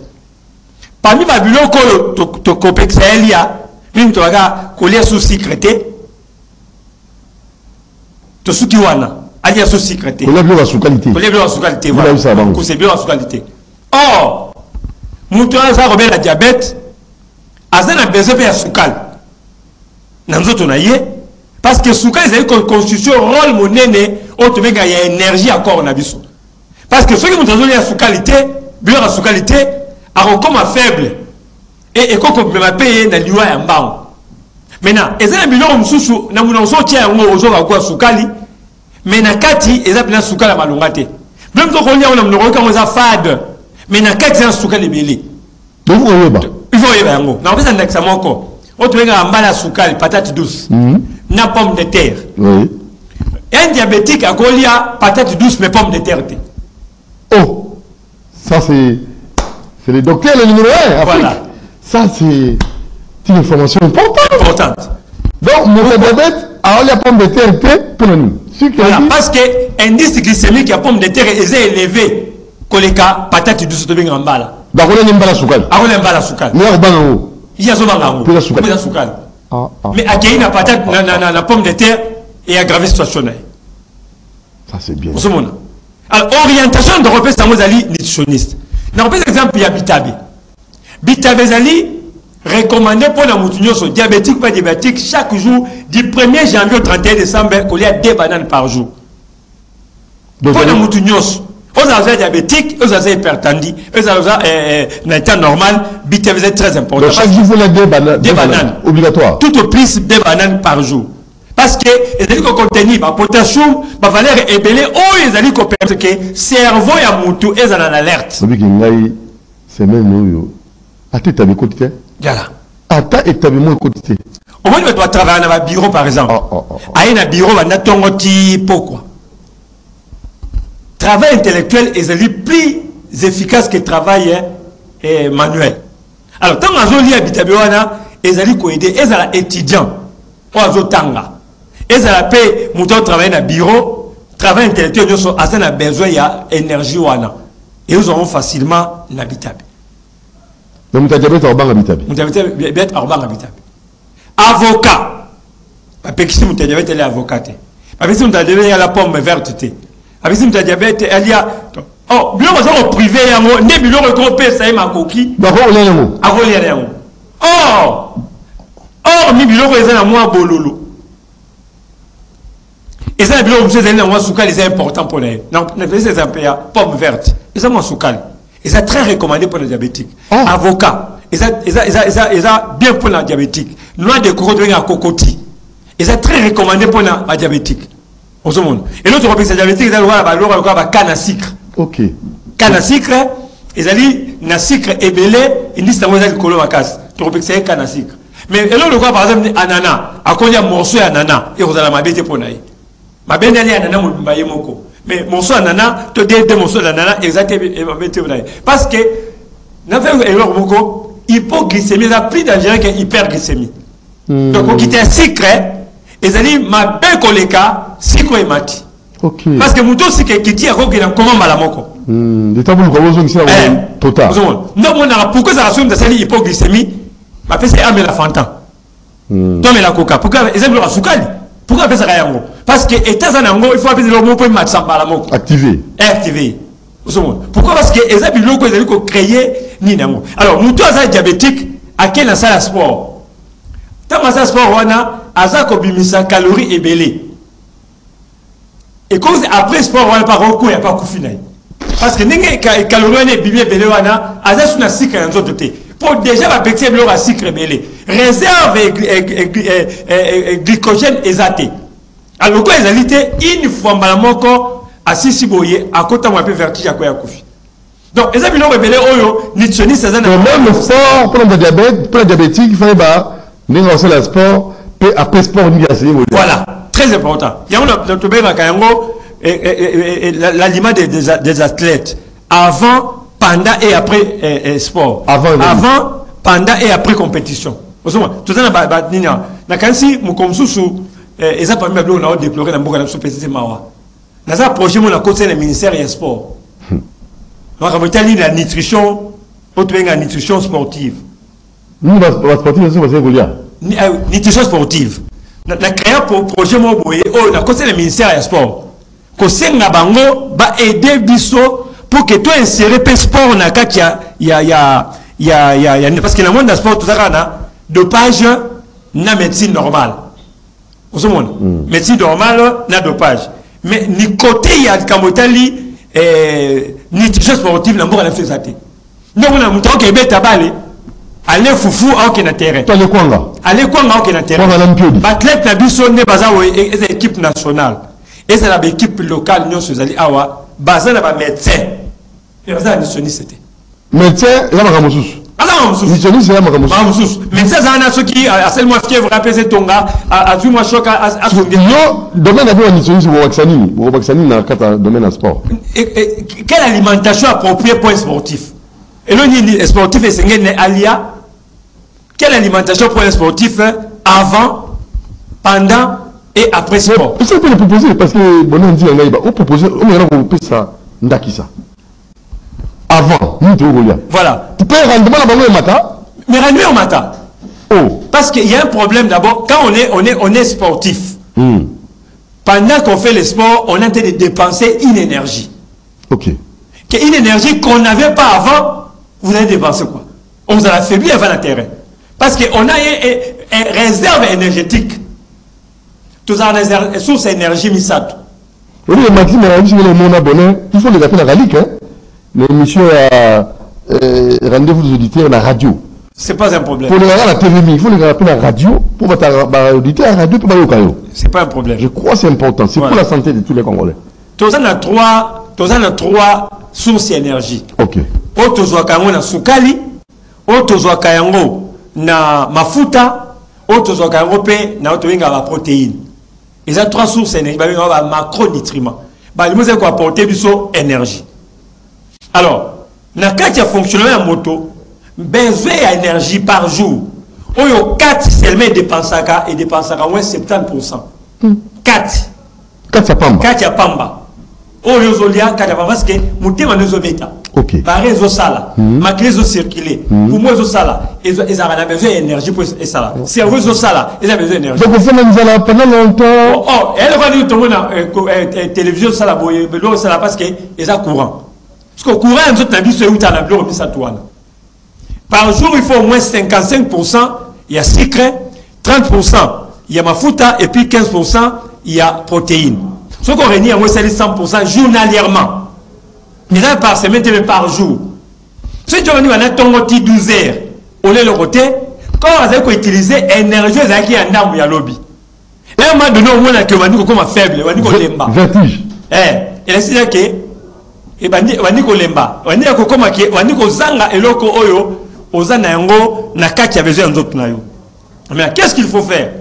Il faut ko encaisser ko kotisa énergie oyo ko permettre que journée na yo ezala remplie d'énergie. Ce qu'on a ke pour le monde ya ba sportif. To bandi na plus exemple na football. To zana 45 minutes ya liboso. Donc, moi, pose mon 15 minutes, toujours sous 45 minutes. Par exemple, dans 90 minutes, il y a qui m'embango na terrain. Et terrain, ça va être un terrain. Il faut qu'il m'embango na terrain pendant 90 minutes. Alors, la première question à Koyeba, qu'est-ce que c'est cet athlète qui entre dans le terrain? Azanango d'abord le énergie. Il peut permettre à courir pendant 90 minutes. Qu'est-ce qu'il a qu'est-ce qu'il a mangé? Avant le Rwanda, tout le temps, on a commis la place pour préparer pour côté de la terre. Rendement aux ala efficace, ce qui est énergie présente dans d'autres. Après, on va contrôler, même le cerveau est en alerte pour avoir une initiative, une créativité, et va réfléchir dans le terrain, parce que le cerveau doit travailler sur base de l'énergie. Nous vous proposez avant. Alors, voilà, c'est ce qui va amener le ministère du Sport. C'est ça qui projet, na cause du ministère du Sport, pour que va créer une branche wana il y a nutrition sportive. Très bien. Parce que pas la biso. Alors, si vous il y a bateau qui m'a mingi basali marche ni basali kolia et les cambo ya bateau basaka ba jeune à 4-5 jours à sec ni pour le bango parce que ça c'est Bolenzi qui pose cette question. D'abord montant ça la gêne et ça la gêne aux ça pour la prière et ça gêne ça la passe pour le liaté et ça gêne aux ça la passe que on soit nga konda et ça gêne ça la passe que le corolier zaté et ça est destructif pour la santé. Et de la santé. Pourquoi tu viens à déjeuner? Et nous, quand on a une gêne, ce qu'on a déjà, il est recommandé normalement, il faut lire après chaque 4 heures. Oh, 1, 2, 3, 4. Après 4 heures, il faut lire le remoko. Après 4 heures, il faut lire le remoko. Après 4 heures, il faut lire le remoko. C'est-à-dire, par jour, tu as au moins 5 collations par jour, 5 repas par jour. Répartition dans l'année. Dans le jour, là, on a tongo. Tout ça, tu viens à petit déjeuner. Et ça a inauguré dans la fruit. Fruit d'abord. Seulement. Avant melati, on commence toujours par les fruits. Donc, à jeun. À jeun, c'est-à-dire les fruits commencent par quand les ventes est encore vide. Quand il n'y a encore rien pris.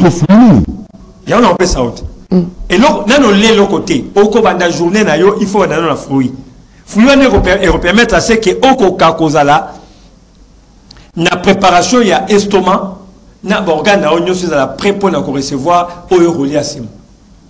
ne prend jamais les fruits après les repas. Il y a les fruits avant.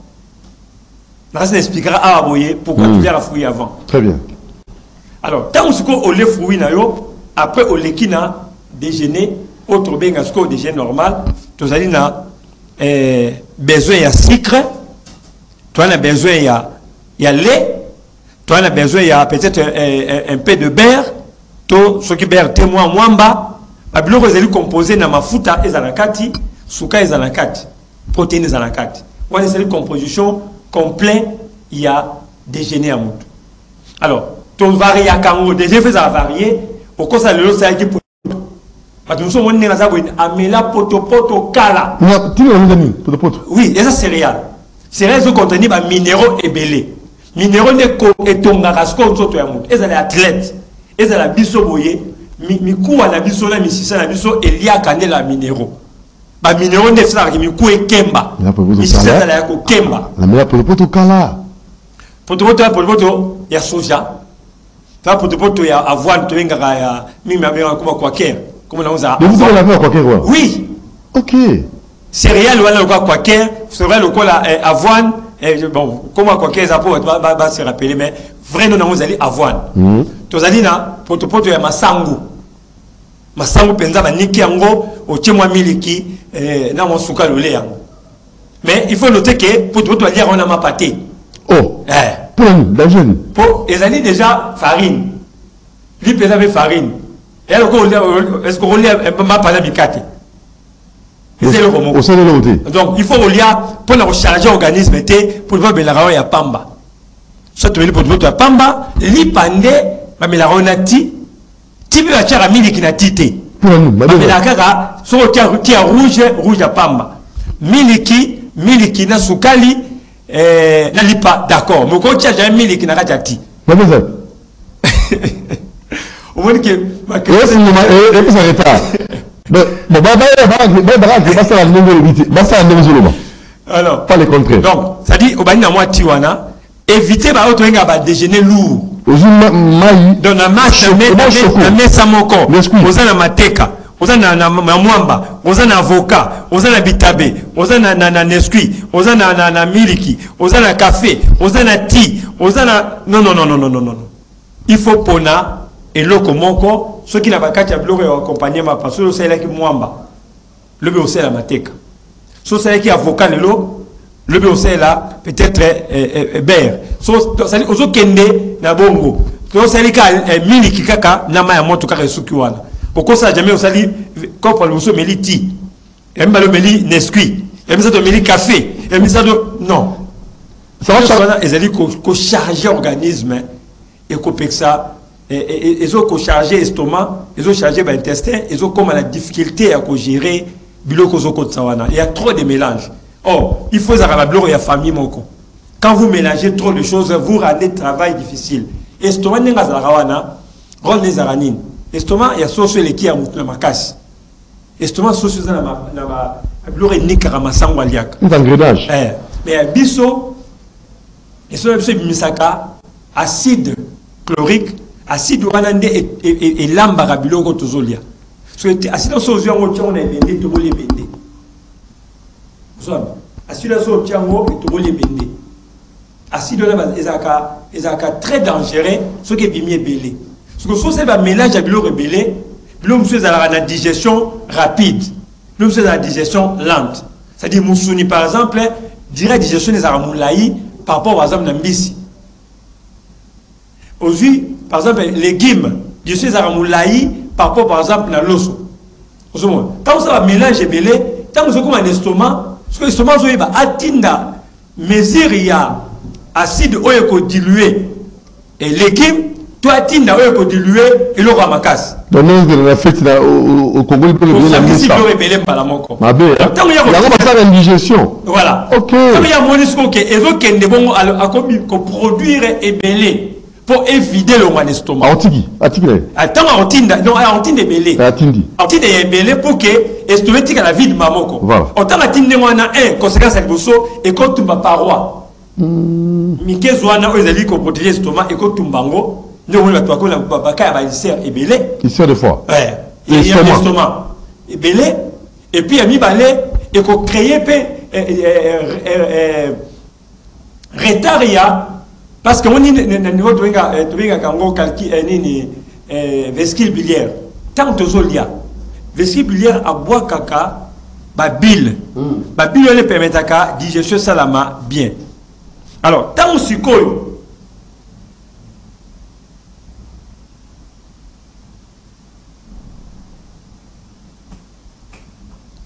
alors, biloko oyo, attends, ils ont bois kanengwana, ils ont créé une confusion totale dans notre estomac. Alors, vestibulier tant que la bile naie, ils ont comme un retard pour la digestion, donc on a monté sali diarrhée, donc on a monté comme que dans tube digestif, ils ont créé des complications. Tout ça parce que les gens ne savent pas suivre les normes. Or, les personnes les mieux placées pour aider les gens à faire ce travail-là, ce sont ceux que nous appelons les nutritionnistes. Ils ont cette information-là pour aider les gens dans ce sens-là. Pour aider se retrouver dans le tableau. Alors, après déjeuner à Moutou, tous les gens, la fois passée, il y a un fruit à n'importe quelle heure. Il y a un fruit à 7h, 11h, limite ils ont dit 17h.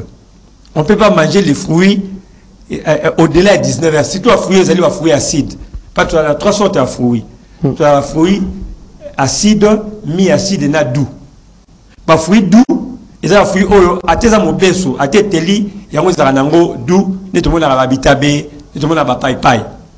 Pas fruit tu as mi-doux, ils ont fruit autant aux amours besso, ils ont gaï, tant à teli, à commis souka ou quoi manga. Tu as fruit acide. Il y a azala mobesu azala ya nini azaka ngai lokwa ba orange lokwa ba banana ataza mobesu azaka ngai makasi so ateli mwanga ezakaka ayo ma fruit acide o ba fruit on est fruit oyo baliaka ye jamais au-delà de 19h mabezapi non ça dit azokende parce que tolwa ke soko lingolia na pourquoi limite ezali 19h point pour on suppose que 2 heures avant que Nicolas là nde ezali au début wana digestion fait ça la matin aux homona tant aux otala et ça va bien aussi qu'on maman qui olala alors tant que olala tant aussi qu'on lia cerveau écoute n'a pas de repos contrôle et distribution d'aliments et ça m'a sauté moi comme moi bana boulieke koti ça dit digestion salama il fallait que na niveau par exemple misu et que na musapi il fallait que na estomac et que na voilà ça dit il y a un désordre organisé parce que un désordre désorganisé parce que c'est cerveau a digité. Alors, question de curiosité, hein, de bonne Atunio. Atuni, nous avons Golia sur la salle en Akima, moto. Quel aliment vous proposez, nous avons Golia avant Akima, là après Akima. Il y a un azéco qui est placé mais au Katenga tout le temps. Comprendre que cela, et là, on me le fout tout. Et puis ça va cambo. Alors, là, on dit cambo à gêne. Bah, tout ça, c'est la gêne pour pas vous mettre la mokili. N'a évité. Alors, c'est la gêne pour vous mettre la mokili. Bon, là, répondons à l'Ebosso et à Oki. Voilà la deuxième question. Troisième, c'était encore quoi? Oui, c'était d'abord les deux questions. La troisième agenda. Il y a l'Ebosso pour la montée à Kima Mbangu. Avant Kima. Avant Kima. Alors, tu as une orientation mibale. Montée à Kima Mbangu. Ou à Zosala, on a cadre, il y a exercice habituel. Et ça différent. Dans mon on a besoin de garder sur lui, tu as une perte de poids. Il faut te orienter sur base de perte de poids. Mon toit a perte de poids. Mbangu na d'abord avant qu'on qui Mbangu. Et l'eau comme ça, il vous dit à mélange maï. Il ne prend rien autre que de l'eau. Ok. Maï na ya la maï. Alors maï wana et permet à ce que corps est la hydraté. Alors tant que qui Mbangu et qu'on faciliter transpiration. Parce que la transpiration wana à perdre une grande quantité de calories. Pour que bima à partir de la transpiration. Alors, maïwana vu et que faciliter le drainage wana ça. Mais un système hémocortoire. C'est-à-dire il libère pour la bimisa banine wana. Alors, mbauna au kima et juste pour à perdre des calories. Donc il ne peut rien prendre à ce moment-là. Même la faim. Oui, non non, après on va donc et on a pu permettre que à perdre d'abord les calories où il y a des bossos de trop. Maintenant, na fait il y a course naïe, na simao qui m'en on maintenant et c'est ce qu'on alia. Alors et l'autre il y a na ezali ba céréales. À comprendre soit potopoto il y a masangu, soit potopoto soya. Potopoto soya c'est un avantage ming parce que ils ont contenu beaucoup de protéines au sein du monde animal. Na protéine soya tu vois la viande végétale. C'est des soya ça va valeur rebelle oyo et c'est la kati ya nyama sauf ya za bafuta ya mabete. Nyama aza ba protéine mazali pe na ba graisse saturée. Oyo soya ça na moté avantage yango. Alors ce que on ça bon dit ba soya wana ameli yango sucre naie ako préféra cha miel. Parce que sucre mususu tant que na nzoto comme rappelle graisse. OK. Donc il y a fa miel. Voilà. Donc sucre oyo normal autant attends la canette tout le monde a la canette oyo. Ils ont la sucre ébélé, surtout la sucre blanc. Alors quand vous prenez ça, ça se transforme en graisse dans la d'autres. Ce qui n'est pas aussi intéressant. Pas bon. Alors on a sali qui va mangu a vu sur mais la canette. Assis au qui va mangu mais les canettes. C'est-à-dire à zongi sousou. Calories tu vas perdre à zongi sans soumi. Il n'a rien fait. Alors pour la raison qui m'a pour garder taille, pour la monnaie. Bon, ça bon pour la sport. Alors voilà. Ouais, ça dit que ça personnel. On a ce comme dans ça la bongo, il y a à cause ça net na tongo, à cause on a yé net na tongo, à cause ça la moi maya moto tiango moi citron à tiango moi miel les autres compléter énergie, citron ils allaient peut renforcer beaucoup plus d'énergie aussi dans mon maïwana, il peut faire ça améliorer. Oui. Soit si oui, soit si bon il y a comme la naïe, a comme la même pour tenir tout le bioana. Ah on a naïe nous. Pour les naïe nous sont gros n'est pas un problème. L'essentiel car course naïwana et permettre que non seulement brûler ma calorie mais aussi créer une certaine endurance. Endurance aussi. À certaine endurance il y a une naïe. Et bon jeûne intermittent. Pour la gêne là tu vois moi tout à l'heure là que la gêne les alliés vraiment conseiller mingité. Mais on a vu mutauni la mokili. Patwa chez la nazoya na faire comprendre. Jeune ezali conseiller mingité. Pourquoi? Parce que chaque jeune ezali ko tia biso na tableau il y a perte il y a oyo nous autres avons besoin pour fonctionner. Mais on peut créer des séances de jeûne. Pas tout nga roba tant on ça tout nga kango on ça purge. C'est-à-dire, nous consommons, l'ormine toujours lié à l'eau, les acides acide ébélé.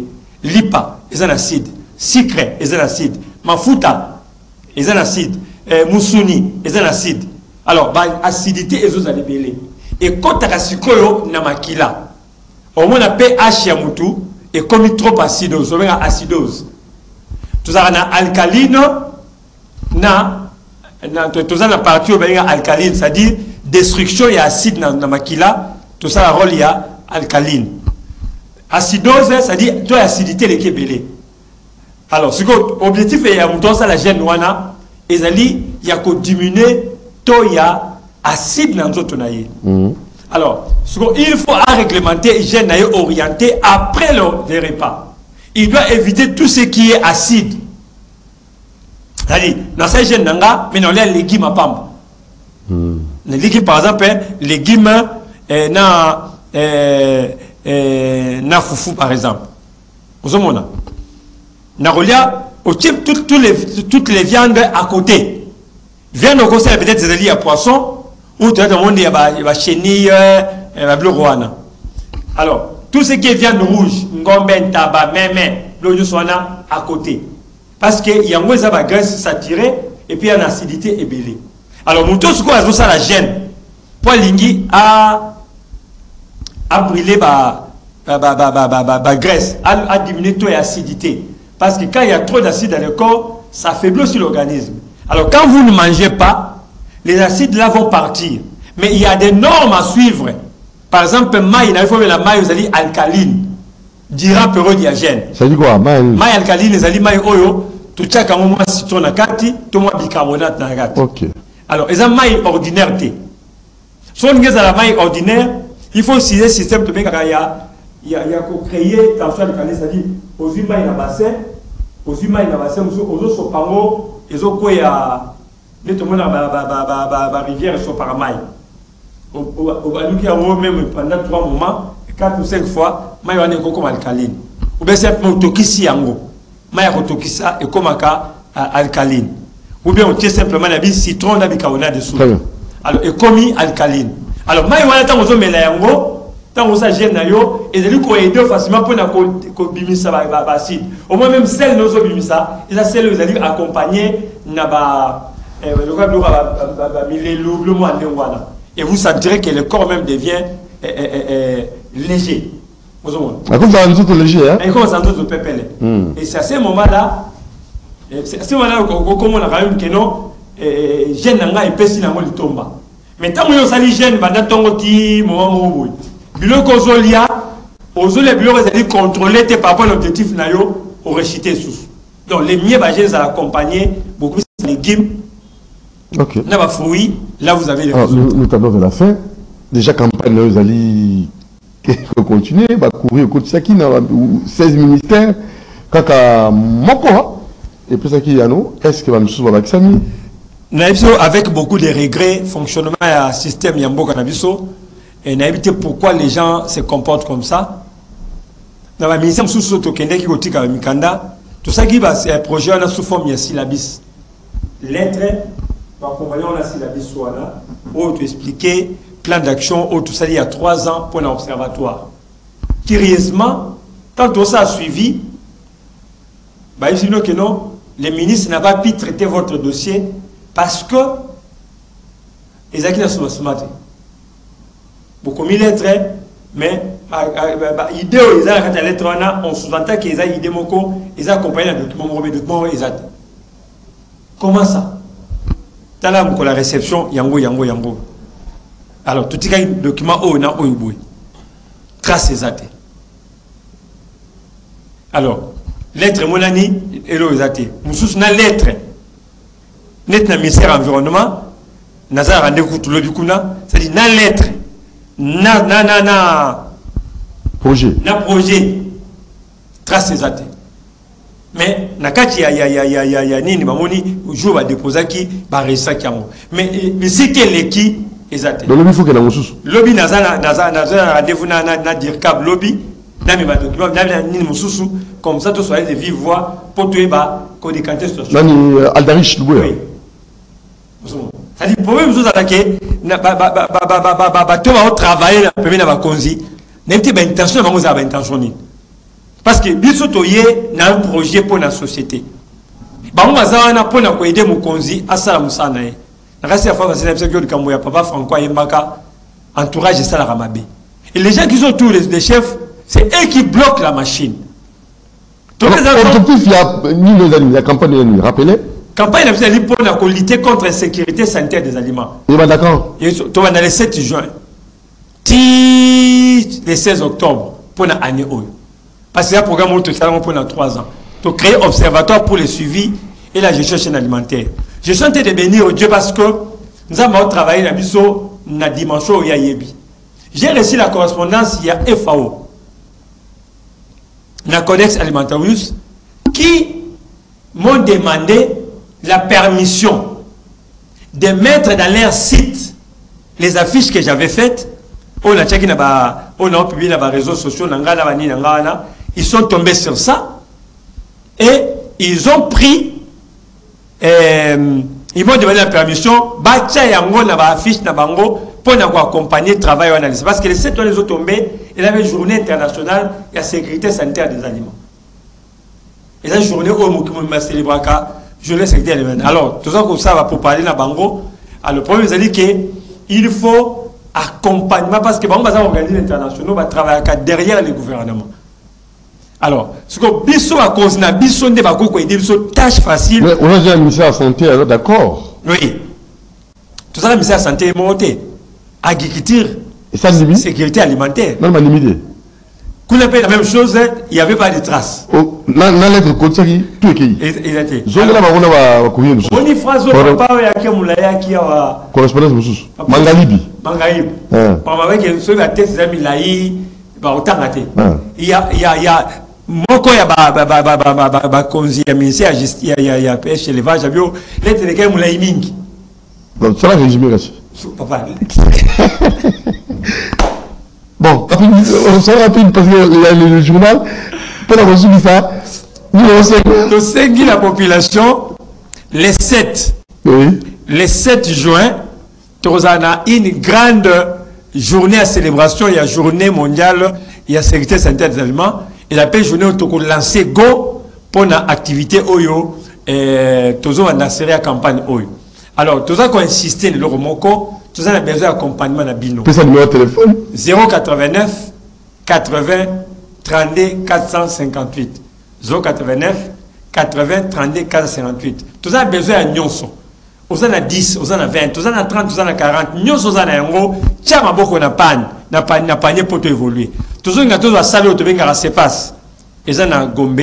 À côté, il y a affaires étrangères. Tout utiliser ça, Luana, pour la conférence. Alors, ce qu'on dit, c'est la biso faveur. On le peut faire ça, Luana, et vous avez mal en mingi. Vous voyez que nous avons nos charges de publicité.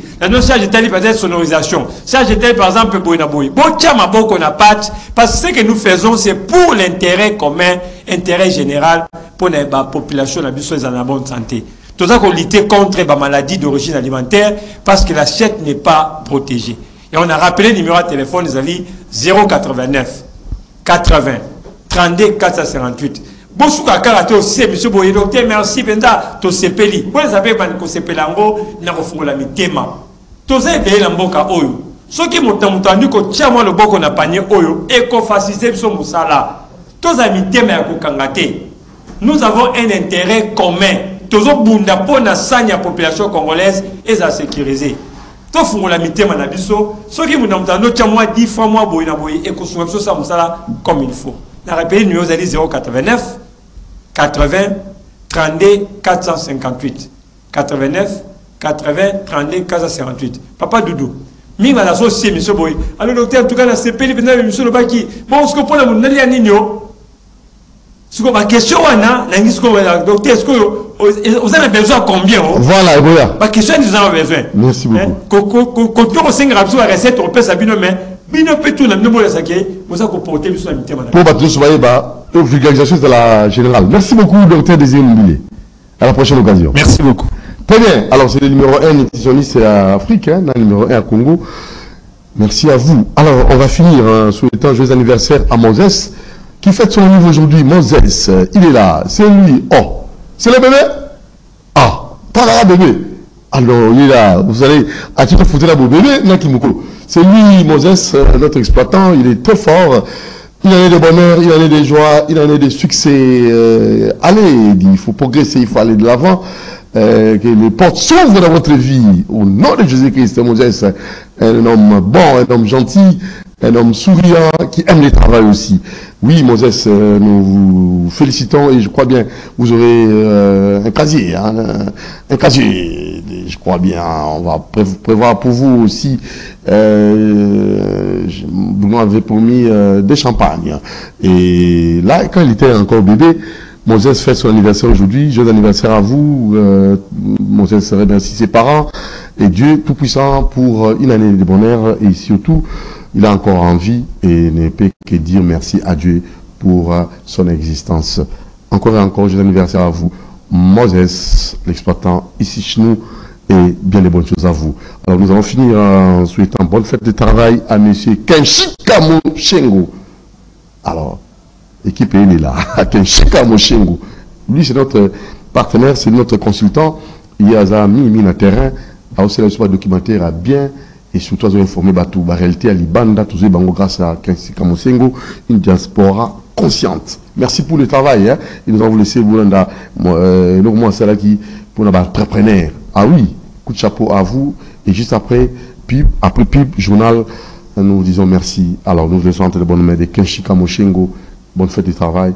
Bah, travail, Balbi. Kenshika Moshengo. Talaka. Salaka. Ozen. Ciao. À la fin de Content, on peut découvrir plein d'innovations. C'est l'endroit parfait pour voir les technologies du futur. Un autre gadget intéressant est l'échographie de poche. C'est un petit appareil qui permet de faire des échographies sur toutes les parties du corps. Il peut se connecter à un téléphone portable par Bluetooth et l'application qui va avec peut être téléchargée gratuitement. Cela permet de faire des échographies partout, même dans les zones isolées en province où il n'y a pas beaucoup d'hôpitaux. Tous ces fabricants cherchent des distributeurs ou des partenaires pour rendre ces inventions accessibles au plus grand nombre. Yeah, the target probe to use our heart, the white to use the abdomen, the linear to use our muscular, and then muscular, nerve, and others. Distributor, I would recommend this one for you. This one is only for the distributor.